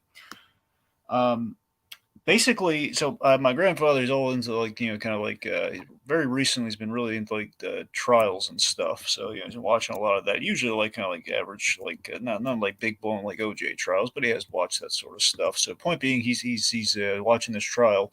So I've heard like murmurs about it. It's about like something about a boat and something about like a father and like killing his family and stuff. And just so, lo and behold, like, hey, a new Netflix true crime series. What is this about? And then I'm watching. He's like, oh God, this is the thing he was talking about. Egad. So yeah, so basically, for those who may not know, the Murdochs, basically this rich Southern family. I believe I forget if they're based in Florida or not. It's somewhere kind of close. They're somewhere in the South. I forget. May or may not. Anyway, wherever they are. Basically, they used a lot of money to use their money and influence to cover up the bad stuff that they've done, either like truly bad or stuff that was just kind of like just badness, kind of by proxy of like kind of overprivileged living. Like they had a son who was irresponsible, and he basically being drunken, he caused the death and disappearance of this poor girl. So there's this point, there's a lot of like motive to like to off these guys. And it's 3 episodes, and each kind of built is kind of each is a chapter in the saga. You have like the legacy, then you have like kind of the actual murder, and then you have like kind of the legality of it all, like the trial that's kind of coming up for the father. And basically, it's looking rather suspect that the father's son and wife get killed on the same night, and he is nowhere to be found. Mm-hmm. So I mean, yeah. So it's again, it was very rather timely. It's it was good. It's no Making a Murder, but those are very different stories. So obviously, this is 3 episodes. There's only so much story to tell, because I think technically the trial is ongoing as we speak. I don't think they've settled. Like they've kind of like fully ruled on what the deal is there. But yeah, it's an interesting watch. You want something topical? There you go. Cool. Alrighty. Okay, and now we get into okay, hold on. Koski's saying last thing about Nathan Fielder, I think he's one of the few comedians right now who is actually genuinely pushing boundaries. I agree with that, and I also agree with the quotes under the word comedian, because truly what he's doing is like very much blurring a line in a really interesting way. Koski also says, with The Exorcist, for me, the scariest moment was in that doctor checkup when the girl was first charged. Yeah, I agree, Koski. I actually really agree. I think with The Exorcist, the more disquieting moments for me are kind of like in that in-between when Reagan isn't fully possessed yet. Because I feel like as that movie goes on and Reagan is fully possessed, it straight up becomes like a haunted house movie, which isn't a bad thing. It's obviously a very effective haunted house movie. But I feel like those scenes that you're talking about very much almost kind of have like an Ari Aster kind of like Hereditary style, like real world disturbing vibe to them. So I get what you're saying there. All right. And lastly, Dragon, we have made it to catch up. Oh, boy. Do you want me to just bullet point through the 3 Boseman movies? Like, how do you want to do that? Well, the way we usually kind of orchestrate this when we can is, this is pretty much all the stuff that we have mutually seen together. So it goes pretty much. Oh, I didn't realize that you hadn't seen any of them. Well, no, I'm saying that stuff you and I have both seen all of the top. Oh, yeah. Okay, I got it. Okay. So, well, I'm saying that's what I'm saying. I've already seen them, and you've watched all these for the first time so far up to this point. So I've seen all these already. So go ahead. Gotcha. Okay. Where does that start to diverge? At mystery movie? Yeah, mystery movies when it's actually no, that one you've seen, but wait, that one I've seen. Yes, that one. Oh wait, no, I'm sorry. I get what you're saying. Okay. Yeah. Okay. Okay. So 42. We saw 3 Chadwick Boseman movies for Black History Heroes this month. All of them were really good to a certain extent. 42, I liked. I definitely think it was one of Harrison Ford's better roles recently. Like he actually felt like he was playing a character and not just playing Harrison Ford, which I appreciated. But I don't know. I didn't think it was all too special of a movie. I think Boseman's performance was really good. Okay. Well, yeah, obviously 42 is. Yeah, 42 is great. Again, I love this seeing Jackie Robinson just being a guy who once played baseball and just all. It's not a movie that I'd rewatch. I'll put it that way. Really, you wouldn't rewatch 42, given a. I mean, I would probably rewatch it. Like I don't know, like your Medicine Jack. That doesn't make it to rewatch. I mean, your Medicine Jack. That doesn't make you want to rewatch it. Your Medicine Jack. Come and see, and just. I don't know, man. All right. Okay. I mean, most of that is just that I'm not a sports guy, Well, neither am I. They're still rather compelling. I know. Well, you need to see Moneyball. All right, get on up. Definitely the best of the Boseman movies that we watched this month, I think. And for my money, the one that I've already watched it twice, and I would gladly watch it a third time. I think it's it's obviously an electric performance by Boseman, probably the best performance of his career. And also just like I still wish it would have gone maybe a little bit harder with some of the style, but the style it does have is really, really good. Yeah, I mean, would you go as far as to say that's Boseman's best performance, like, Yes. period? For my money, yes. Yeah, it's rather impressive because, again, he plays James Brown from age 15 to... It's a literally, like, cradle-to-grave performance, yeah. Yeah. He actually also plays the little kid in the movie, but no one ever gives him credit for that. And Marshall, Dragon, I respect Marshall. I think that Boseman and Josh Gad are a really, really good pair. Like, they probably have one of the best dynamics out of all the dynamics in all three of the movies. I just thought the movie itself was just kind of okay. Like, it was going for, like, the in the heat of the night kind of vibe, and I don't really think it ever got there. I don't know. Again, it's one of those things where it's like, get on up. I'm excited to rewatch. 42, I would probably rewatch for the Harrison Ford of it all, if anything else. Marshall, I just kind of feel like, yeah, I might watch some of the Josh Gad scenes. That's really about it. It didn't necessarily sing as a movie for me. Well, no, the James Brown movie is the one that sang for you. Of course. All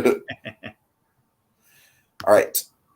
And so I watched Song of the South for the first time, Dragon, if you can believe that. I've seen bits and pieces of it before, but I really want to watch it just for the sake of the fact that since Splash Mountain is obviously closing, it's already closed at Disney World. I have a trip booked for Disneyland exactly 2 months from today. And I really hope that Splash Mountain is still open by then, because I watched this movie specifically so that I could have the experience of, comparing the movie to the ride. I'll say this much. Like, I do think that the racism stuff, I don't necessarily think it's super problematic. Like, I honestly think that the stuff in Dumbo and the stuff in Peter Pan is, like, more outwardly, like malicious. I'll say that. Like, I don't know. I get the hesitation. I really do. At the same time, I do feel like Uncle Remus himself is like a very important figure in African American filmmaking. Like, like he's the first African American to get nominated for an Oscar, for one. I mean, that's not nothing. And the movie makes a point where when Uncle Remus is fed up with shit, he packs his bags and leaves, Dragon. He isn't beholden to stay there. So it's like, I think the movie does as good of a job as it can with the racism element. But, obviously, Dragon, like David Hyde Pierce Skeen, we are two of the whitest men on the internet and whatnot, so I can't really speak to the issues on any sort of, like, deep level.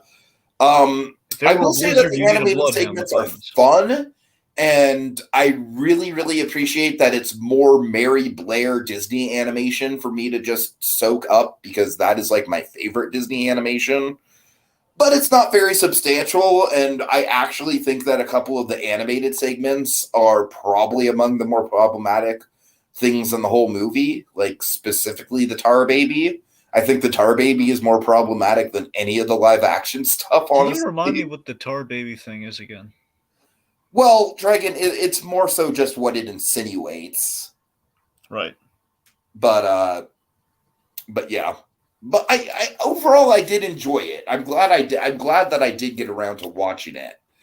This is going to sound weird, but I found it to be a very comfortable movie, in the sense that it's got a lot of like old school vintage Disney charm to it. Right. All right. And finally I watched Blast from the Past. This one was fun. It was certainly a breath of fresh air to see a Brendan Fraser performance like this after The Whale. Right. Dragon, the moment where he's in the ocean is just such a funny contrast to how The Whale uses the ocean, right? Oh, yeah. Oh, for sure. I thought you'd get a kick out of that. Yeah. Yeah. So all the Brendan Fraser stuff in this movie is excellent. Like, he has such a great performance. Yeah. But Dragon, I'm not going to lie. I'm sorry. like Alicia Silverstone is giving a good performance. Like, I mean, compared to her other stuff, you got to admit. I'm saying like she's far better here than she is in something like Batman and Robin, right? Like, I will give her credit for that. Yeah.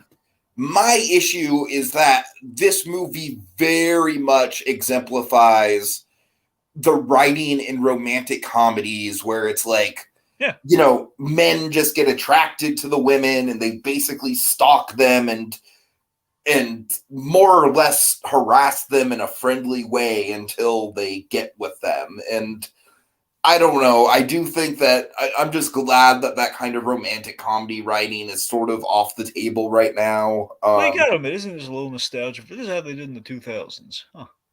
Well, it's how they did it in the 90s. Well, I know it's how they did. I'm just saying, again, this movie's set in the 2000s. It's kind of like, but yeah, sure. Right. I will say, Dragon, I wish there was a little bit more of Christopher Walken and Sissy Spacek after the first act. I really enjoyed the subplot with the bar turning into a bunch of religious fanatics, and I wish we would have done more with that. Yeah, I thought you'd really enjoy that. Yeah. I don't know. Like I said, I just think the romance was the big problem area for me. Like, I actually thought that Brendan Fraser had better chemistry with her gay brother than he did with Alicia Silverstone. Well, to be fair, Dave Foley's always wonderful. He is great. He is a real bright spot of the film. But I gotta know, Tiki, the setup, the setup with Walken. Oh, the setup's great. I do think that the setup it takes a little while to get going. Like, honestly, at a certain point, I was kind of like, all right, like, I really just want to get to the Brendan Fraser stuff at a certain point, but it was a good setup. It's a good premise. Yeah. And also, Dragon, just to bring in another Nathan, I was freaking stoked to see Nathan Fillion. Yeah. Like, he has a small role, but he owns the screen time he has. I tell you, man, you really gotta watch Nathan Fillion in The Rookie. He's so delightful in that show. That's a procedural you can get behind, because it's not even about the procedural stuff, but, you know, the procedural in a different way, anyway. But, yeah, so also, wasn't the ending nice? Yeah, it was. Okay. Like I said, I just kind of wish that we would have doubled back around to Walken and Spacek a little bit sooner. Yeah, well, again, the boy has to go on an adventure, so. Yeah. Right. Oh, that's another thing too, Dragon. I kind of feel like the movie very much sets up the liar reveal tropes and plays with them, and I just didn't even really feel like that was necessary. Like, I honestly feel like the movie could have even avoided some of the more uncomfortable parts of the romance if they would have just been upfront with Brendan Fraser's situation to the girl from the get-go. He didn't really lie to her necessarily. She filled in the blanks on all the Alaska stuff. That was all. But you know what I'm saying, though? Like, I don't know if I'm explaining that well, but, like, I kind of just feel like if she would have known his situation, it would have made it a little bit more believable for her to fall for him. Right. I don't know. Well, I think the issue, Tiki, is that if they had that realization earlier, because it is a kind of a nice heartbreaking scene where he tells her he's all giddy and everything, explaining things, but of course her hearing this makes her think he's a disturbed individual in her heart. Yeah, it's like classic liar revealed shit, Dragon. Well, what I'm getting at is it feels like had they cleared that up earlier, but at that point it's like she's absolutely fallen for him. So that's when it feels like, oh, just come on, let the two crazy kids get together and let's blow this puppy. Right, yeah. Yeah. All right. Anyway. All right. So what's your mystery movie? Okay, I think you're going to like this. Okay. The mystery movie was Babylon. Oh, okay. Oh, man, that's spicy. I genuinely have no idea how you're going to feel about this one, Dragon. That's why it's called mystery movie, Tiki. I know. Okay. All right. You ready to find out how? No, I am not ready for this. I have a feeling you probably hated it. I really enjoyed it. Yeah. All right. However, parentheses. Okay. I enjoyed it, but I don't think we need to open the movie with elephant crap. I mean, it's a metaphor, Dragon. It's a big old visual metaphor. I mean, you could have just stepped in it, Tiki. We didn't need to literally Okay, you're right. It is a little visceral. It's a little visceral. I'm just saying the projectile waste that we have like that, and then Margot Robbie's vomiting half her guts later I don't know, man. That's that scene was a little gross out too. I'm saying the gross out stuff's a little much in this in the movie. Okay, however, but Dragon, Brad Pitt though. Was I not wrong about Brad Pitt? Doesn't that fucking character just exemplify his entire career? You mean Brad Pitt's career? Yeah. I mean, I could see the parallels. His status as a movie star and how that's kind of faded over the years. Well, for sure, but I don't think it goes in real life goes as dark, obviously. No, of course not. I feel like real life is the happy ending version of his story. Once Upon a Time in Hollywood and everything. I can see that. It gives me an idea of why he said yes to the role. I think that's. Mm-hmm. I think there definitely the parallels are there. I mean, ultimately with this movie, so I enjoyed this a lot. There's a lot of this I enjoyed. However, I mean, the act aside from just not liking the gross out stuff, it does feel to me. See, I like this. I feel more in La La Land, personally, I think. I agree, actually. I loved La La Land, but looking back on it, I do think this movie is a little bit more solidly constructed than La La Land. I mean, of the three, I think La La Land probably overall has the higher highs for me. I like the La La Land ending better than I like this ending. Well, I mean, of the three here, I mean, I don't think anything so far has topped Whiplash. Agreed. But still, I think this one I did like, but this one does, I think, bring about a concern with Chazelle going forward here. And that I think after Whiplash, I think we see a little bit of this in La La Land too, is that he's going full, maybe a little bit more full tilt with things, trying to cram in as much as he possibly can. Making this movie 3 hours, it's a bit much. Mm-hmm. It's a bit much. Mm-hmm. So I think it feels like it feels like he needs to rein things in a bit more to kind of measure up to Whiplash. I think that would get him in the golden space, But I think right now it's just okay. Whiplash was a miracle. I absolutely think he should make another under 2 hour lean thriller type of movie. I would be very interested to see him do that. So I mean, that's the one real complaint I have with the movie in that regard. But I mean, it's the worst thing. I mean, the only other worst thing I can say about the movie is that it's not the end of the world. I'm just a little we have essentially they have really four characters in this movie. Okay. And it feels like the Sidney Palmer character. Mm-hmm. I feel he got the shaft, and I know you're not wrong. You're absolutely not wrong. I know that's kind of the point, but it's when you look at a movie that's 3 hours long. The point for me, how I read it is that they literally kind of the way that his character evolves is that he literally kind of gets pulled out from being a background character because he's in the movie from the initial party scene. Oh yeah. And so I don't know. I get what they're trying to do with his character, and I do think his character has a few really memorable moments. Obviously, there's the blackface scene. I think that's one of the more poignant moments in the movie. Very poignant. I think his character is a lot better than the Lily Rose character, or whatever the hell her name is. Well, wait, do you mean Margot Robbie's character? Or do you... No, the Asian. Right. Oh, no. I know what you're talking about. Yeah.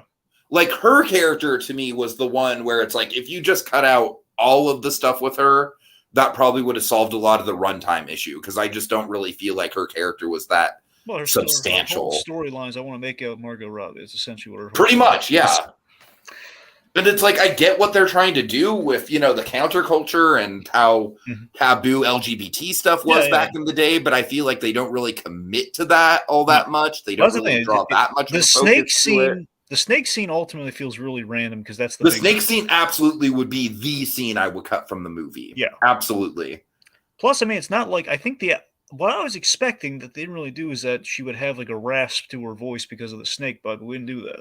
Mm-hmm. That would have hurt her career tremendously, but I think they just kind of maybe say it, but there's no rasp. There's no real after. I feel like by that point, her career is already more or less done. So that's the thing. So it feels why do we have that scene? Yeah. So I got to know what you thought of Toby, though. Well, I'm getting there. I'm sorry.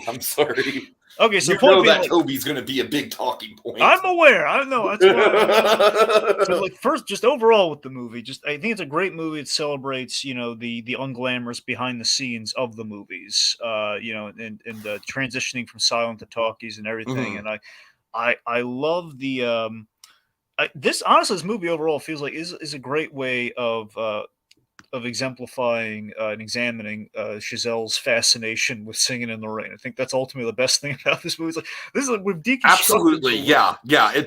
It's like La La Land was pretty much like a modernized Singing Yeah. in the Rain, whereas this is just like, hey kids, I'm gonna make a movie about how much I love singing in the rain. I really respect that he did that. It's my favorite aspect of the movie, which we'll get to. But anyway, Just so Brad Pitt in that fucking rain jacket. that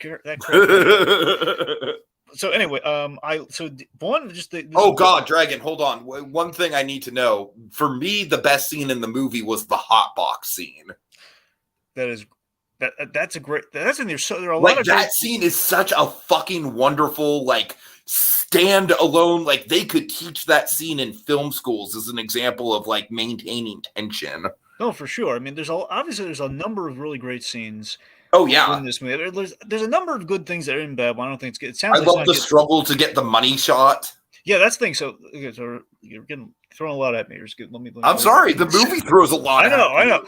So there's obviously there's a lot of stuff. It feels like the movie is not getting enough credit for. Like, for example, the fact that we have kind of an evolving party kind of runner throughout the insane cinematography. I mean, the cinematography in this movie is just fucking sublime. I think this has been a really strong year for cinematography, but for my money, this is it. The cinematography is good, but I do think Chazelle does have to be careful, because I think there are points in this movie where he does go maybe a little artsy and a little more like, hey, let's have that camera follow for a long time. Where it's starting to feel like, hey, Birdman was impressive, and now we're just kind of doing it ad nauseum these days, Well, I mean, he's not. I don't necessarily think he's trying to do the Birdman. No, I'm not. I'm not saying I'm saying the industry as a whole. Like, everyone loves Birdman. Right. Everyone's the industry as a whole is kind of starting to go there. Honestly, that's what I'm saying. The industry is like, unless you're doing a hallway fight, that's really you don't really do like. Anyway, the Wonder shit. Unless you're the Albuquerque verse or Daredevil, you don't need the Wonder all the time. Anyway, so point being, Diego Calva. This guy was great. I loved him as our lead. I loved him as. Isn't he such a good audience surrogate character? He's wonderful. Yeah. Yeah. So that's me. He was great. So that brings us to Tobey Maguire. Tobey Maguire is very haunting as the very jaundicey. Oh my God, Dragon! I feel like they very intentionally. We're just like, hey, look at all the goodwill that Toby has built up with No Way Home. Let's just squander that. Yeah, let's go back to the Molly's Game. Where you have Tobey Maguire as essentially, I think he's like a mob boss, right? Yes, more or less, something like that. I know he's like an aspiring producer, but it's he's like a mob boss. Now, so the tension in the scene where I love how this is set up, and this builds a lot of tension. The fact that Manny finds out from basically the drug dealer on set, who I forget, he's like the aspiring actor drug dealer on set guy. He finds out like, well, you told me to get a lot of money at the spur of the moment. I was thinking this during the scene when he said that, my heart sank. Like, that bag is going to be full of prop money.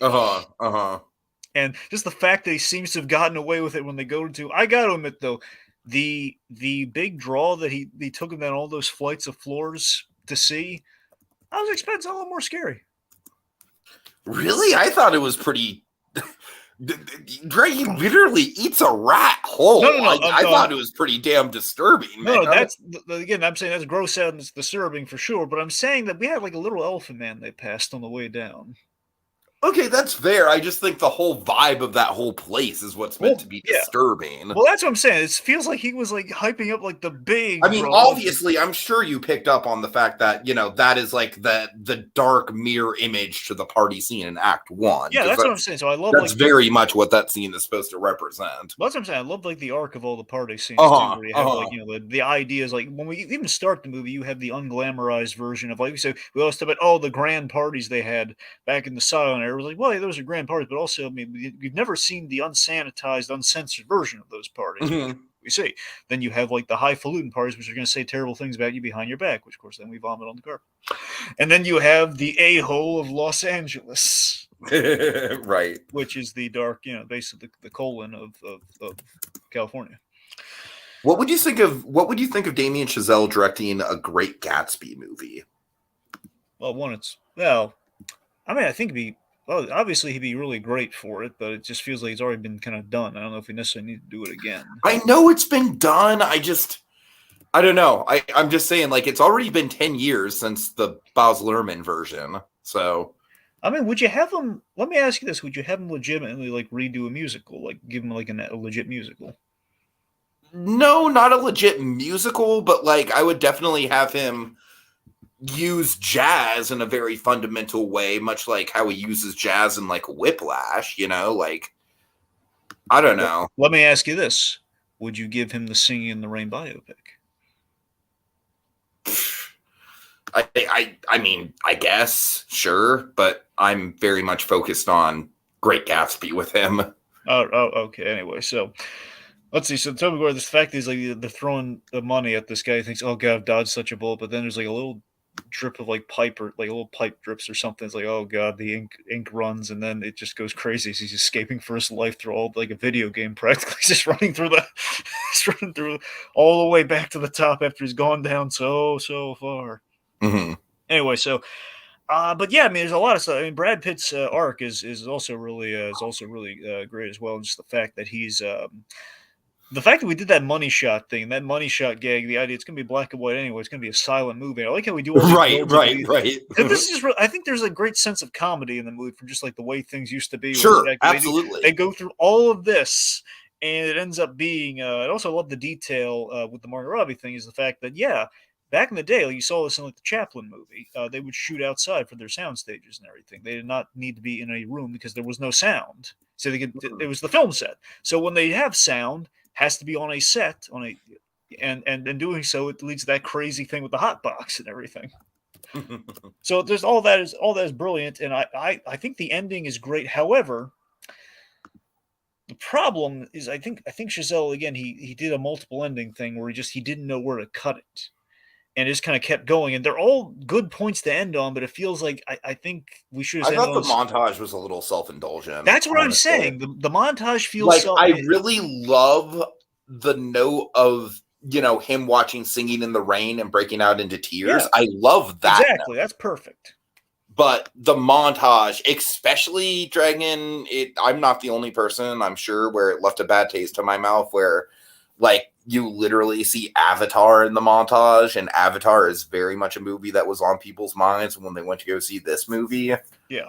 I don't know. That was a little bit of a disconnect. So I guess my point is, I mean, I like at the very end when he does like that, the smile with the tears and everything. If we just could have like spliced that, put it on that earlier Sing in the Rain thing, where it feels like we should have ended on. Well, you know what, Dragon? The movie actually, like, there is a moment, where. Before the montage of the greatest film moment starts, there's a moment where it's like we cut back to the party, right? Yeah. And stuff is kind of like happening and fast forward, you know what I mean? Yeah, that's what I'm saying. So like we have basically like I think what they should have done is I was fully expecting like, oh boy, we're gonna get like another La La Land style montage where we're gonna go through the whole the whole plot of the movie, but in kind of like a what if sort of romanticized scenario. And that works super well for La La Land. Like La La Land is still, for my money, one of my favorite endings to any movie I've ever seen in my goddamn life. Like that ending still just emotionally just kicks my ass. I will just pull it up on YouTube just to feel something. But, just to feel something. Seriously, though. Seriously. Well, I mean, for me, what we have in the movie, though, what I love is like literally the moment we have Margot Robbie character kind of re-enter and we see like her introduction scene in the movie. Is just everything up to that point. I love that we saw Singing in the Rain. We parallel it to the events that Singing in the Rain captured from early movie. Like we saw like the money shot. We saw like, all the things that were we saw the film clips of what was captured in the events of the movie. I thought that was great. And if we just could like, instead of like cutting to her walking out thing, or maybe right after that, we again cut to him like giving that smile. Like I feel like doing like the intense jazz music at the very end was a mistake. We should end on Singing the Rain or Silence or something like that. Anyway. I don't necessarily mind the intense jazz music coming back around because I do think the score in itself kind of feels like its own character in the movie. But I hear you. I feel like maybe it could have been a little dialed down once we got to the final shot. Well, anyway, we spent the whole movie about the intensity of making a movie, and it feels like the joy of basically the whole reason he wanted to get movies in the first place would have been like the tender kind of like Singing in the Rain sort of thing. Yeah, anyway. That makes sense. Okay. Well, I am glad that you enjoyed it as much as you did, though, man, because it legitimately was like one of those things where I just did not know how you would feel about it. All right. So Empire of Light. Oh, God, Dragon, this movie's so fucking boring. I heard that's what I was going to Dragon, this movie, like, exemplifies just boring Oscar bait. It was such a struggle to get through. I would not have even watched it if it wasn't right up there on the HBO Max homepage. And Roger Deakins, like, the cinematography is good, but it is so fucking boring. It is so fucking slow-paced. Nothing fucking happens. This movie makes The Majestic look like Eternal Sunshine of the Spotless Mind. And that's pretty much all I have to say about it. It is just dull, dull, dull. I mean, it is exactly like The Majestic. It's just, like they're fixing up an old-timey movie theater, and there's a lot of nostalgia for it. It's, oh, God, Dragon. It's not the worst movie that I saw this month, but it was definitely the most boring. Okay. All right. So let me tell you about Capturing the Killer Nurse. Yeah, so this is a documentary about this is like another thing in terms of I watched the documentary first before watching the movie. Haven't gotten to the movie yet. Basically, this is about there's this male nurse who went around killing patients. Basically, it's not like Kevorkian. It's not like he's actually doing euthanasia like justifiably. This is a guy who's like demented. And he thinks he's helping patients that were actually not slated to die. This guy basically killed 29 people. And yeah, basically, it's I honestly think it's not a strong recommendation. I mean, it feels like I'm just looking. Had I seen the movie, I wish I could tell you one way or another which one to go to here, but I don't know. The execution of the documentary, it could have been a little more enthralling for me. Like, for example, my expectation going into this was, I don't know if you remember from a long while back, that Dr. Death series with Alec Baldwin and Christian Slater. Yeah, vaguely remember that. Yeah, that's still so good, and I love that. And there's also a docuseries about it too, which is again the point being like that sort of thing. There was a building dread even in the docuseries in which like this guy has to be stopped. In which that was kind of like I don't know if it was like that. I was like the mood I was in or what. So I don't know. It just feels like the story is there, but just the drama and the stakes were kind of not there, which I feel I'm going to assume the movie probably better captures. But yeah, so that's the thing. I mean, it was good. It was a good story. Just could have been a little more enthralling in terms of like the tension of we got to get this guy. And with a title "Capturing the Killer Nurse," you'd think there's going to be some urgency there. Sure. Yeah. Okay. So Speak No Evil. This movie is disturbing as all hell, and it kind of ruined my mental health. And it's probably the most unsettling horror movie I have seen since Hereditary, hands down. This one, I mean, it's a great horror movie, but it really chilled me to the bone. It really did. So basically, Dragon, it has a really intriguing premise, which is like, have you ever been on a vacation and you've like struck up a conversation with someone and you're like, oh man, like me and this person are really vibing. It's a shame that we have to go our separate ways because in real life we could probably be friends.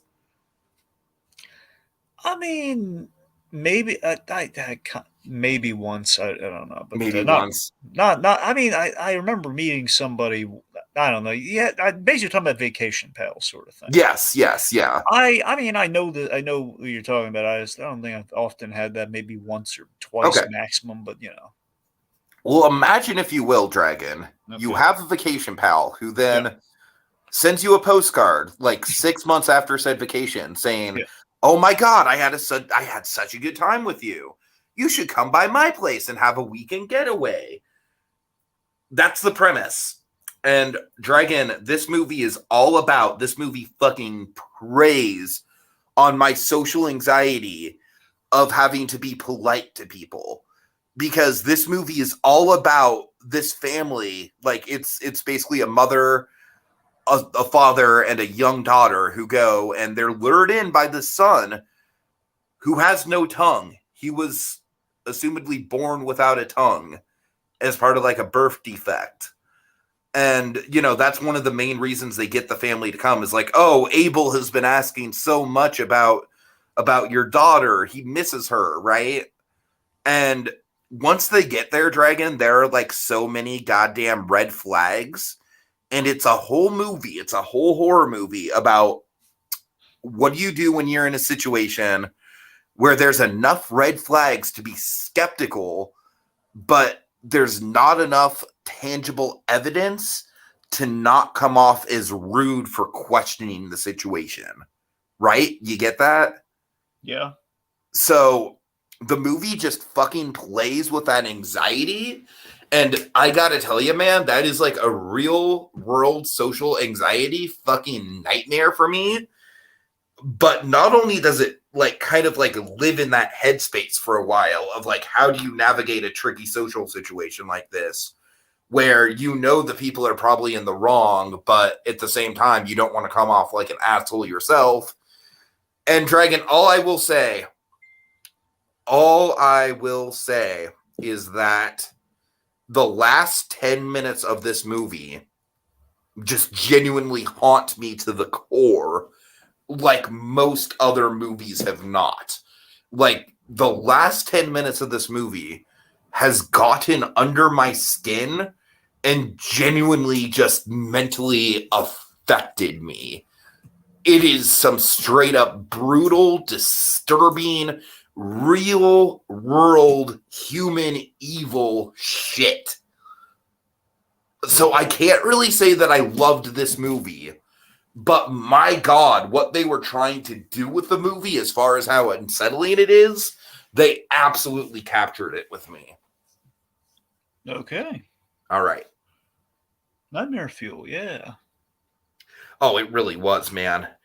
I mean, like I said, the scariest thing about the whole movie is the fact that there is absolutely nothing supernatural about it at all in any way, shape, or form. It's all real life social horror. Ugh. Okay. All right.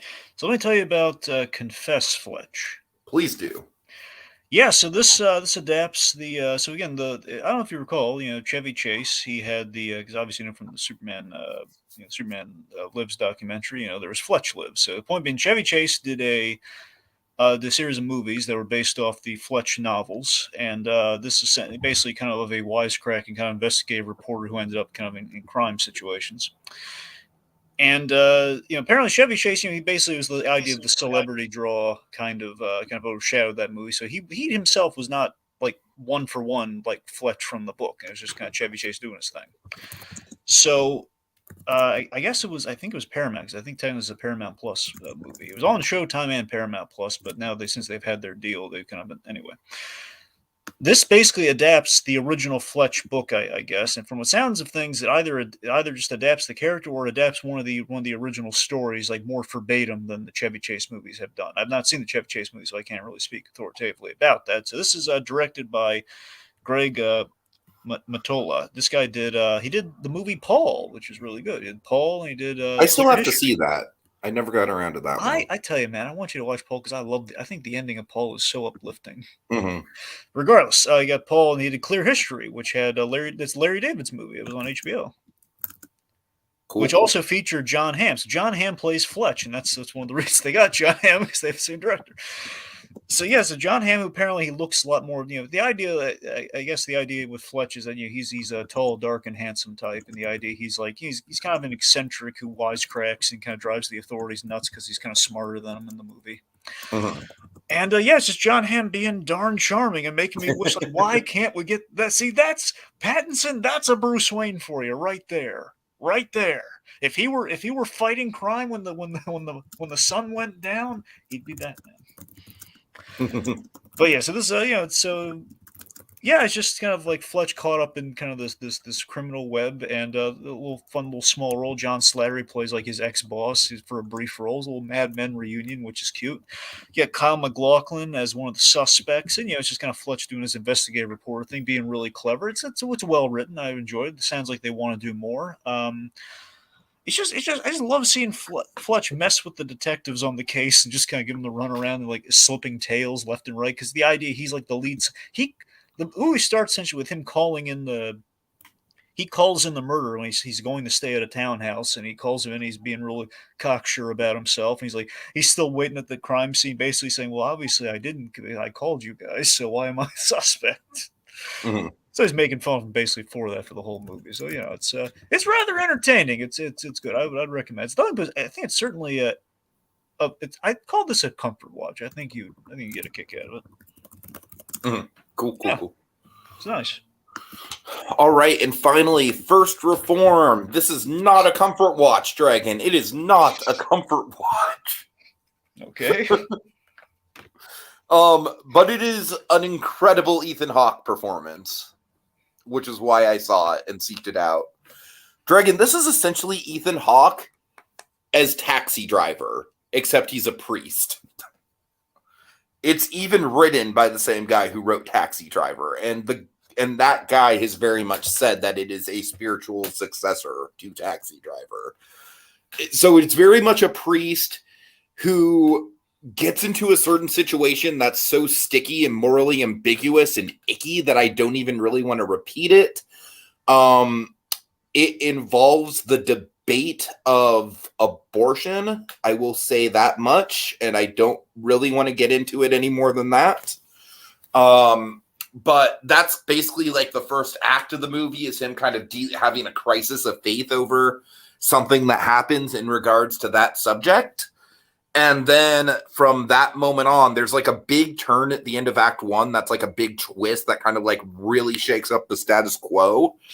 And from that point on, Dragon, he's basically in full-on Travis Bickle mode. And it's pretty captivating to watch. And I will definitely say that this is a better Taxi Driver remake than Joker was. I'm sorry. Joker's more of a King of Comedy remake. But I liked it a lot. It is super nihilistic, and it is not a movie that I would probably rewatch anytime soon. It is a very, very nihilistic movie. Like, honestly, it might even be more nihilistic than Speak No Evil, just because I feel like Speak No Evil had like a tinge of social satire to it, whereas this was very much like, no satire, no jokes. The world fucking sucks. And you're going to sit here and you're going to fucking take it. But like I said, incredible Ethan Hawke performance. Genuinely the best Ethan Hawke performance I've ever seen. So yeah. Really? The best Ethan Hawke performance? Best Ethan Hawke performance. Yeah, for my money. Yeah, First Reformed. Absolutely. I would lay good money down on that. All right. Okay. Best and worst, Dragon. What you got? Well, I mean, best. I mean, look, I really enjoyed Confess. I really enjoyed Confess Fletch, but I mean, I'm probably gonna give it to Babylon. Yeah, I approve. All right. Look. Obviously, the hesitation of Babylon is like, do I really want to say the best was a movie with all that elephant crap in it? I don't know. But I mean, you can easily just pretend that the movie starts at the party scene. That's what I'm saying. It feels like, why couldn't we just start at Damien? Damien, get in here. Damien, why couldn't we just start at the party? Right. Why'd you make us sit through that? Come on, man. We understand the metaphor. I mean, I feel like it'd be a lot more palatable to start the movie with the underage girl urinating on the giant fat man. Okay, perhaps we should have started in the middle. Less the beginning of the party, more in the middle. Yeah, Damien obviously very talented. Also, the man's got issues. Yeah, I don't deny that. Yeah. Well, I just think it's funny because La La Land was very much like the sanitized, like, isn't Hollywood great? Gee, jolly good Willikers, and then we get that. But I mean, look, in all seriousness, I can't really fault him. Probably he was showing that weird, sick, and twisted things did happen in Hollywood. Oh yeah, absolutely. Yeah. So, I mean, he's not wrong for. I want to be clear. He's not wrong for showing. No. I agree. Yeah. All right. So, anyways, that's the best. Best is probably the fact that it's going to be Babylon. Fletch was good, but Babylon was more had a lot of really impressive stuff, even if it was a little long. Worst. I mean, worse just de facto. Worse is probably going to be the capturing the killer nurse things because it was like, it wasn't bad, but it was seems pretty unsubstantial. It was underwhelming. Yeah, for sure. Not bad, not boring, but just underwhelming. Okay, for me, I am going to go best is honestly a little tricky, but I am probably actually going to give it to Cocaine Bear. I think that Speak No Evil is probably like objectively the best just because it just mentally just really got under my skin and did exactly what it set out to do really well. But goddamn, do I never want to watch that movie again.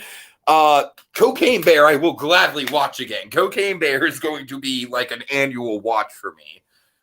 So yeah, I am very much on Cocaine Bear's side as far as like, I think it absolutely knocked it out of the park and was exactly what it needed to be. For worst, I'm really in between Empire of Light and Knock at the Cabin. I just think Empire of Light is just boring. But I am going to give worst to Knock at the Cabin just because there were a lot of just really heinous, like, plot things that M. Night easily could have avoided but didn't. That just really dragged it down for me. One could say that movie was a sham. Yeah, I mean, it was frustrating, right? It really was a very frustrating watch for me, especially because I did think the first act was really good. So, all right. And I also want to highlight, Dragon, March, for me, is not going to be a good month. Because literally every fucking week, we have a sequel coming out that I don't care about. Creed 3. I haven't seen Creed 2 yet, so I don't really care. Fair, well, come on, to be fair, the Creed movies actually they're pretty good, even if they aren't directed by Coogler. Should I go see Creed 3 just for the Jonathan Majors of it all? I mean, I would suggest watching Creed 2, but I mean, that is, I'm going to watch Creed 3, but probably not in theaters unless someone says, like, I want to see Creed 3, unless someone says that. Right, it's not like calling to me to see it in theaters. It's not, honestly, because Stallone's not going to be in it. It's kind of the thing that's the thing's not bringing me into the theater, but I don't want to sound harsh and, like, obviously, the interesting thing is that this Michael B. Well, not only is Stallone not involved, but he's, like, kind of actively opposed to it. Well, no, he's not opposed to it. He suggested B. Jordan do it himself, though. He should direct the movie. I thought I heard there was some drama with him about it. Well, I don't know. I don't know. Maybe it's more of like a rights/payment issue. Well, the main thing is that he has issues with the producer of Rocky. That's the thing. Necessarily. Point being, Michael B. Jordan. I think this is his directorial debut because, like Stallone, he's directing the movie that he's starring in and everything. So I think that's anyway. Okay, Scream 6. I really don't care. People are giving that a lot of hype. Is that going to be streaming? I don't know. I think it's coming to theaters, but given that it's a Paramount movie, it'll probably be on Paramount Plus sooner rather than later. I just don't care. Like, the Scream movies to me have always kind of been a little bit too irreverent for my taste. Like, I'm way more of like an artsy-fartsy A24 atmospheric horror guy, so the Scream movies are kind of like the opposite of that. 65, though, I will check out. 65 is probably my most anticipated of the year, of the month, and that's not really saying much. That's the Adam Driver dinosaur movie. Oh yeah, I saw the trailer for that. Is it 65 or 65 million? It's just called 65. Oh, okay. And then, I mean, obviously there's Shazam. Like, Shazam just kind of feels like one of those movies where it's like, I inevitably am going to see it in theaters. I just have no idea if it's going to be good or not. Oh, there is one movie coming out in March I am excited for. You probably should be too. What is that? They're doing The Doom That Came to Gotham. That's cool. That's cool. It's the other Mike Mignola Batman story. Yeah. John Wick Chapter 4. I just really don't care. Wait, is that coming out in March? Care. Yeah, March 24th. Huh. I guess the Dungeons and Dragons movie I will check out if it's getting good word of mouth. But if it's one of those movies like the World of Warcraft movie that just has kind of a meandering reaction, then I probably won't bother with it. And then Tetris. Wait, they're actually doing the Tetris movie? Yes. It's coming out? Yes, it's a real movie. What? Okay, they're not doing like a giant like alien. No, it's a biopic, Dragon. There's a biopic on the making of Tetris? Yes. Huh. Nice. Starring Toby Jones. Okay. But the problem is that it's a goddamn Apple TV Plus show, and you know my issue with that I still haven't. Hey, that means I can watch it. All I want to do is watch Severance. God damn it! All right, that's all I want Apple for. That's all I care about. Someone clip that out of the show right now. And I guess Ted Lasso, but I'm not sold on Ted Lasso. I've heard it's fantastic. I'm not sold on it on a premise point of view. Watch Ted Lasso. All right. Come on. Come on. All right. If I ever do get access to Apple TV Plus. Nah. Okay. I think that's about it, right? Yep. Okay. Well, folks, we've waxed on long enough. It's time to put the pen down. Until next time, we'll return with another fitting chapter in our Movie Memoirs. Marijuana Iguana.